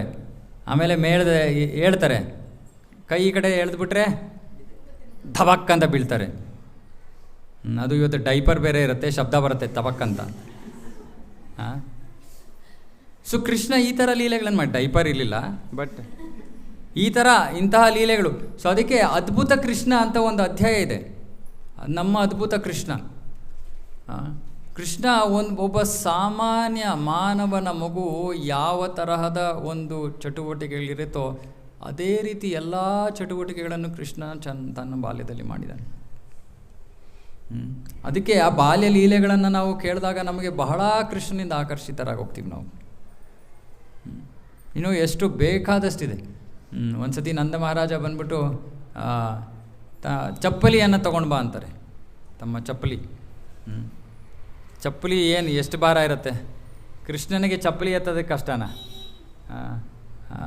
ಅನಂತ ಬ್ರಹ್ಮಾಂಡಗಳನ್ನು ಅವನ ಹೆಡೆಯ ಮೇಲೆ, ಶೇಷನಾಗನ ತಲೆ ಮೇಲಿದೆ, ಅವನಿಗೆ ಗೊತ್ತೂ ಇಲ್ಲ ಇದೆ ಅಂತ. ಅವನಿಗೆ ಚಪ್ಪಲಿ ಎತ್ತೋದು ಕಷ್ಟನ? ಕೃಷ್ಣ ನೋಡ್ತಾನೆ, ಚಪ್ಪಲಿ ಹೊತ್ಕೋತಾನೆ, ಏನೋ ಒಂದು ದೊಡ್ಡ ಬಂಡೆ ಇಟ್ಕೊಂಡು ಹೋದಂಗೆ ಹೀಗೆ ತುಗಾಡ್ಕೊಂಡು ಹೋಗಿ ಅಪ್ಪನ ಹತ್ರ ಹೋಗಿ ಚಪ್ಪಲಿ ಕೊಟ್ಬಿಡ್ತಾನೆ. ಅಪ್ಪನಿಗೆ ಸಂತೋಷ, ಓ ನನ್ನ ಮಗ ಚಪ್ಪಲಿ ತಂದು ಕೊಟ್ಟ ನನಗೆ.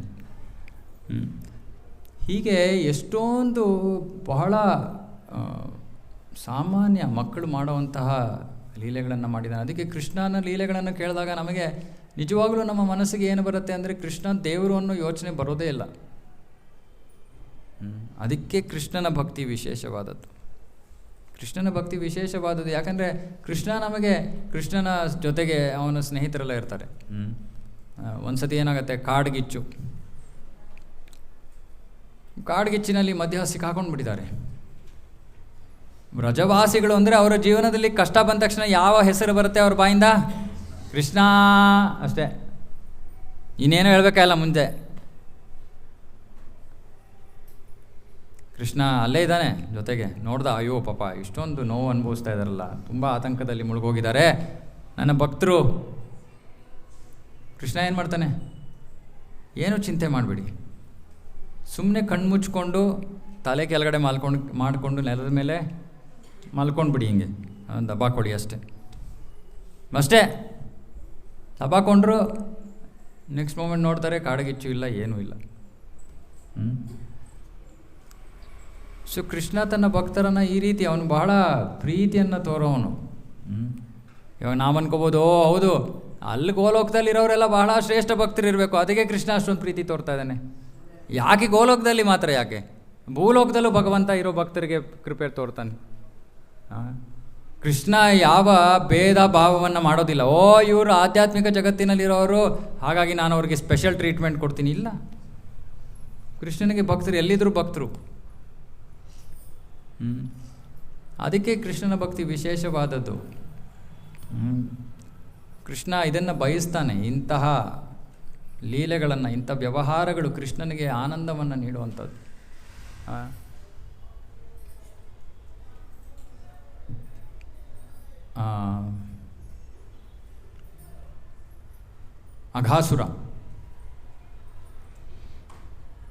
ಅಘಾಸುರನ ಲೀಲೆ. ಅಸುರ ಒಂದು ದೊಡ್ಡ ಹಾವಿನ ಶರೀರವನ್ನು ತಗೊಳ್ತಾನೆ. ಹಾವಿನ ಶರೀರ ತೊಗೊಂಡು ಪೂರ್ತಿ ಇವಾಗ ರೋಡಲ್ಲಿ ಮಲ್ಕೊಂಡ್ಬಿಟ್ಟಿಯಾನೆ ಅಂದ್ಕೊಳ್ಳಿ ಅಘಾಸುರ, ದೊಡ್ಡದಾಗೆ. ಹುಡುಗರೆಲ್ಲ ಬರ್ತಾಯಿದ್ದಾರೆ, ಎಲ್ಲೋ ದೂರದಿಂದ ನೋಡ್ತಾರೆ, ಇದೇನಿದು ಹೊಸ ಯಾವುದೋ ಗುಹೆ ಬಂದುಬಿಟ್ಟಿದೆಯಲ್ಲ ಇಲ್ಲಿ, ನಾವು ದಿನ ಇಲ್ಲಿ ಓಡಾಡ್ತೀವಿ, ಇಂಥದ್ದೇನೂ ಇರಲೇ ಇಲ್ವಲ್ಲ, ಏನಿದು ಕೆಟ್ಟ ವಾಸನೆ ಬರ್ತಾಯಿದೆ. ಸ್ವಲ್ಪ ಹುಡುಗರು ಗೊತ್ತಾಗ್ಬಿಡುತ್ತೆ, ಇದೇನೋ ಹಾವೇ ಇರಬೇಕು ಇದು. ಇನ್ನು ಕೆಲವರು ಹೇಳ್ತಾರೆ, ಹಾವಿದ್ರೆ ಏನಂತೆ, ಬನ್ರ ಕೃಷ್ಣ ಇದ್ದಾನೆ.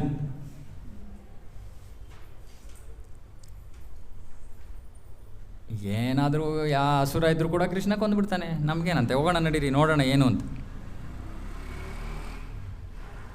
ಸೊ ಹುಡುಗರೆಲ್ಲ ಪ್ರವೇಶ ಮಾಡಿಬಿಡ್ತಾರೆ ಅಘಾಸುರ ಬಾಯಿನೂ ಬಾಯಿ ಅಂತ ಬಿಟ್ಕೊಂಡೆ ಕಾಯ್ತಾ ಇದ್ದಾನೆ. ಯಾಕೆ? ಕೃಷ್ಣ ಬರಬೇಕು ಒಳಗಡೆ. ಕೃಷ್ಣ ಬಂದಮೇಲೆ ಬಾಯಿ ಮುಚ್ಚಿಬಿಡ್ತೀನಿ. ಬಾಯಿ ಮುಚ್ಚಿಬಿಟ್ಟು ಆಮೇಲೆ ಹಾವೇನು ಮಾಡುತ್ತೆ, ಸುತ್ತುತ್ತೆ ಹಿಂಗೆ. ಅವಾಗ ಏನಾಗುತ್ತೆ, ಪುಡಿ ಎಲ್ಲ ಮೂಳೆಗಳೆಲ್ಲ ಪುಡಿ ಆಗೋಗುತ್ತೆ ಮನುಷ್ಯಂದು. ಬಾಯ ಅಂತ ಬಿಟ್ಕೊಂಡಿದ್ದಾನೆ. ಕೃಷ್ಣ ನೋಡ್ತಾ ಇದ್ದಾನೆ, ಎತ್ತರ ಎಲ್ಲೋ ದೂರದಲ್ಲಿದ್ದ ನೋಡ್ತಾ ಇದ್ದಾನೆ. ಸ್ನೇಹಿತರಲ್ಲ ಹಾವಿನ ಬಾಯಿಯೊಳಗೆ ಪ್ರವೇಶ ಮಾಡ್ತಾ ಇದ್ದಾರೆ. ಕೃಷ್ಣನಿಗೆ ತಕ್ಷಣ ಗೊತ್ತಾಗತ್ತೆ,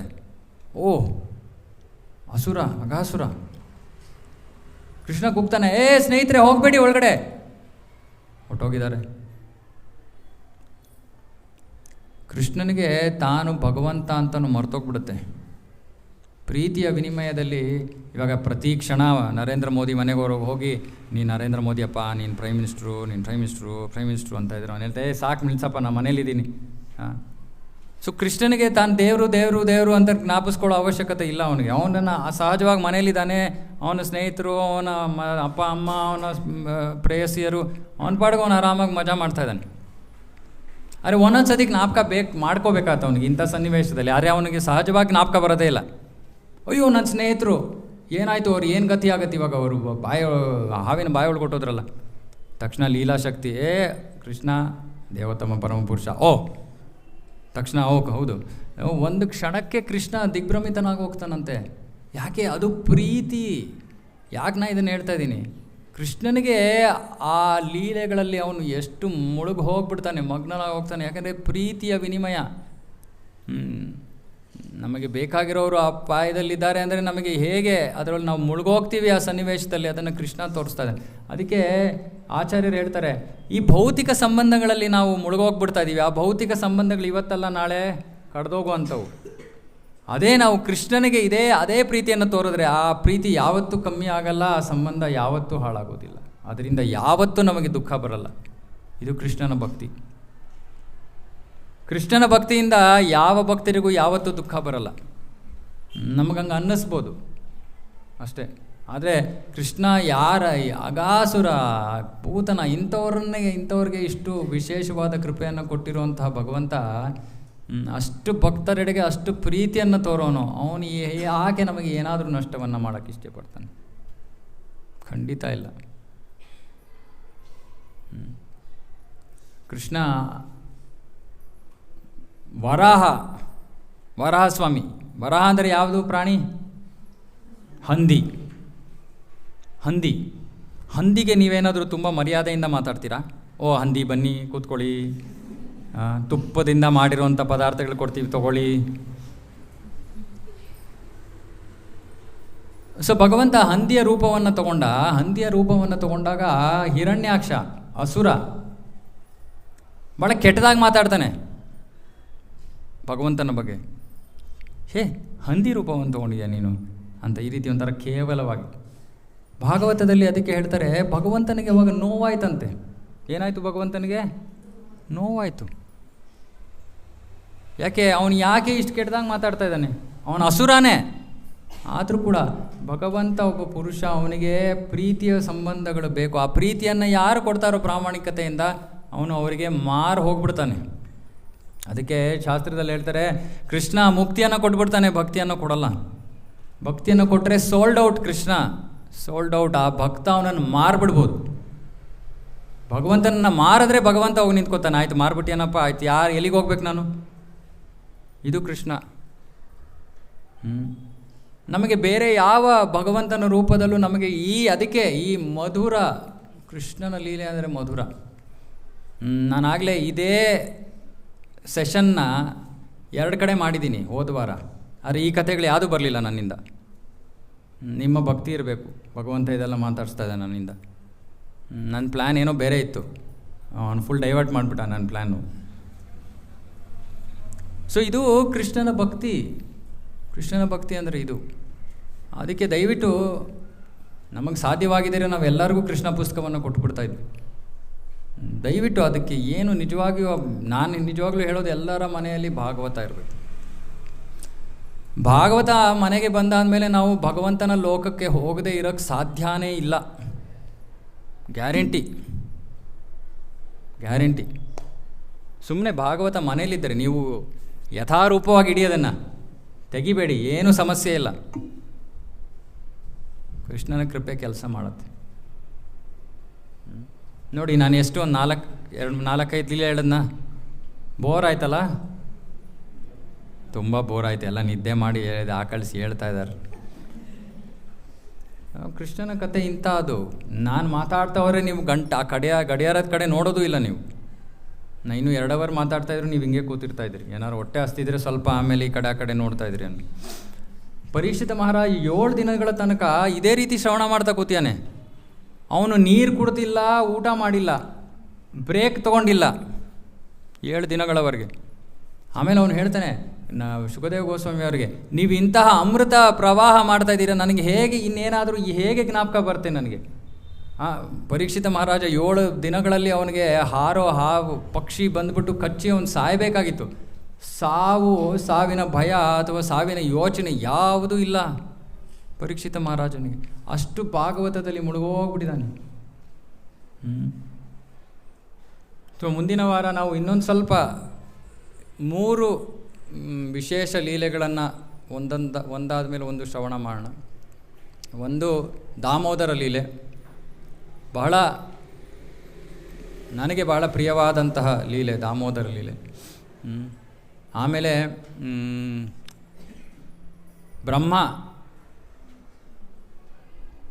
ಬ್ರಹ್ಮನಿಗೆ ಸ್ವಲ್ಪ ವಿಮೋಹಿತನಾಗಿ ಹೋಗ್ತಾನೆ. ಬ್ರಹ್ಮ ವಿಮೋಹನ ಲೀಲ ತುಂಬ ಅದ್ಭುತವಾದದ್ದು. ಅದು ಅಷ್ಟೇ, ಭಗವಂತನ ಪ್ರೀತಿ ಶಕ್ತಿ ಎಲ್ಲದರ ಪ್ರದರ್ಶನ. ಆಮೇಲೆ ಇನ್ನೊಂದು ತುಂಬ ವಿಶೇಷವಾದದ್ದು, ಗೋವರ್ಧನ ಬೆಟ್ಟವನ್ನು ಎತ್ತೋದು. ಇನ್ನೂ ಸಮಯ ಇದ್ದರೆ ಕಾಲಿಯ ದಮನ. ಈ 4 ಲೀಲೆಗಳನ್ನು ಇನ್ನೂ 4 ವಾರಗಳು 3 ವಾರಗಳು ಎಷ್ಟಾಗುತ್ತೋ ಶ್ರವಣ ಮಾಡೋಣ. ಹಾಗಾಗಿ ದಯವಿಟ್ಟು ಎಲ್ಲರಲ್ಲೂ ಕೃಪೆ ಪ್ರಾರ್ಥನೆ ಮಾಡ್ತೀನಿ, ಈ ಪುಸ್ತಕಗಳನ್ನು ನಿಮ್ಮ ಮನೆಗೆ ಬರಮಾಡ್ಕೋಬೇಕು. ನೀವು ನಿಮಗೆ ನಿಜವಾಗ್ಲೂ ಕೃಷ್ಣನ ಭಕ್ತಿ ಬೇಕು ಅಂದರೆ ಸುಮ್ಮನೆ ನಾವು ಕೃಷ್ಣನ ಭಕ್ತಿಯನ್ನು ಪಡ್ಕೊಳ್ಳೋಕ್ಕಾಗಲ್ಲ. ಕೃಷ್ಣನ ಭಕ್ತಿಯನ್ನು ಸುಮ್ಮನೆ ಶ್ರವಣದಿಂದ ಪಡ್ಕೋಬೋದು, ಬೇರೆ ಯಾವ ಮಾರ್ಗವೂ ಇಲ್ಲ. ಅದಕ್ಕೆ ಪ್ರಹ್ಲಾದ ಮಹಾರಾಜ ಭಾಗವತದಲ್ಲಿ ಹೇಳ್ತಾನೆ, ಶ್ರವಣಂ ಕೀರ್ತನಂ ವಿಷ್ಣು. ಶ್ರವಣ ಕೀರ್ತನೆ ಮಾಡಬೇಕು, ಶ್ರವಣ ಮಾಡಬೇಕು, ಭಗವಂತನ ಲೀಲೆಗಳ ಶ್ರವಣ ಮಾಡಬೇಕು. ಓಕೆ. ಮತ್ತು ಭಗವಂತನ ನಾಮ. ಪ್ರಭು, ಲಾಸ್ಟ್ ಟೈಮ್ ಯಾರ್ಯಾರು 4 ಮಾಲೆ ಮಾಡೋಕ್ಕೆ ಕೈ ಎತ್ತಿಬಿಡಿ. ಇನ್ನೊಂದು ಸತಿ ಯಾರ್ಯಾರು ಲಾಸ್ಟ್ ಟೈಮ್ ಪುಸ್ತಕ ತೊಗೊಂಡೋಗಿದ್ರಿ? ನೀವು ಬರ್ಕೊಂಡಿದ್ದೀರಾ? ಯಾರ ಹೆಸರು ಗೊತ್ತಿಲ್ಲ? ಯಾರ ಹೆಸರು ಗೊತ್ತಿಲ್ವೋ ಅವ್ರನ್ನ ಕೇಳ್ಕೊಳ್ಳಿ. ಇವತ್ತು ಯಾರಾದರೂ ಹೊಸದಾಗಿ ಮನಸ್ಸು ಮಾಡಿದ್ದೀರಾ 4 ಮಾಲೆ ಜಪ ಮಾಡೋದಕ್ಕೆ? ಈ ಕಡೆ ಬರೀ ಏನಪ್ಪ, ಈ ಕಡೆ ಯಾರಿಲ್ಲ, ನಿದ್ದೆ ಮಾಡ್ತಾ ಇದ್ದಾರೆ ನೋಡಿ. ಅಲ್ಲಿ ಅವರಿಬ್ಬರು ಮಾಡ್ತಾರಂತೆ. ಅವರಿಗೆ ಪುಸ್ತಕ ಕೊಡಿ ಮತ್ತು ಹೆಸರುಗಳು ಬರು. ಯಾಕೆ ಈ ಕಡೆ ಇನ್ನೂ ಡಿಸ್ಕೌಂಟ್ ಕೊಡಬೇಕಾ ಏನಾದರೂ? ಸೂಪರ್ ಸೇಲ್ ನಡೀತಾ ಇದೆ ಗೋಲಕಕ್ಕೆ ಹೋಗೋಕ್ಕೆ. ಇದಕ್ಕೆ ಏನು ನಿಯಮ ಇಲ್ಲ. ಯಾಕೆ ಇಷ್ಟೊಂದು ಯೋಚನೆ ಮಾಡ್ತಾ ಇದ್ದೀರೋ ಗೊತ್ತಿಲ್ಲ. ಭಗವಂತನ ನಾಮಸ್ಮರಣೆ ಮಾಡೋಕ್ಕೆ ಯಾವ ನಿಯಮವೂ ಇಲ್ಲ. ಸುಮ್ಮನೆ ನಮಗೆ ಬೇಕಾಗಿರೋದು ದಿನದಲ್ಲಿ ಒಂದು ಅರ್ಧ ಗಂಟೆ ಇದ್ದರೆ ಭಗವಂತನಿಗೆ ಆಯಿತು ಕೆಲಸ ಅಷ್ಟೇ. ಅರ್ಧ ಗಂಟೆ ಇಲ್ಲದೆ ಇರೋ ಅಷ್ಟು ಬ್ಯುಸಿಯಾಗಿರೋರಿದ್ದರೆ ನೀವು ಆವಾಗ ಸಮಸ್ಯೆ ಆಗುತ್ತೆ. ಆದರೆ ನನ್ನ ಪ್ರಕಾರ ನಮಗೆಲ್ಲರೂ ದಿನದಲ್ಲಿ ಅರ್ಧ ಗಂಟೆ ಖಂಡಿತವಾಗೂ ಇದೆ. ಯೋಚನೆ ಮಾಡಿ, ನಿಮ್ಮ ಒಳ್ಳೆಯದಕ್ಕೆ ಕೊಡಿ ಪ್ರಭು. ಓಕೆ, ಜನ್ಮಾಷ್ಟಮಿ ತನಕ ಇದು ನಮ್ಮ ಗಿಫ್ಟ್ ನಡೆಯೋದು, ಆಮೇಲೆ ಗಿಫ್ಟ್ ಸ್ಟಾಪ್ ಆಗೋಗುತ್ತೆ. ಏನೋ ಸ್ವೀಟ್ ತಿನ್ಕೊಂಡೇ ಬರ್ತಾನೆ ನೀನು. ಡ್ರಾಯಿಂಗ್ ಮಾಡಿರೋದಕ್ಕಿಂತ ಸ್ವೀಟ್ದೇ ಜಾಸ್ತಿ ಆನಂದ ಅನಿಸುತ್ತೆ. ಕೆಳಗಡೆ ಚೆಲ್ಲಬಾರ್ದು, ಸ್ವೀಟು ಕೂತ್ಕೊಂಡು ತಿನ್ನಬೇಕು. ಓಕೆನಾ, ಮುಗಿಸೋಣ. ಹಾಂ, ಹರೇ ಕೃಷ್ಣ.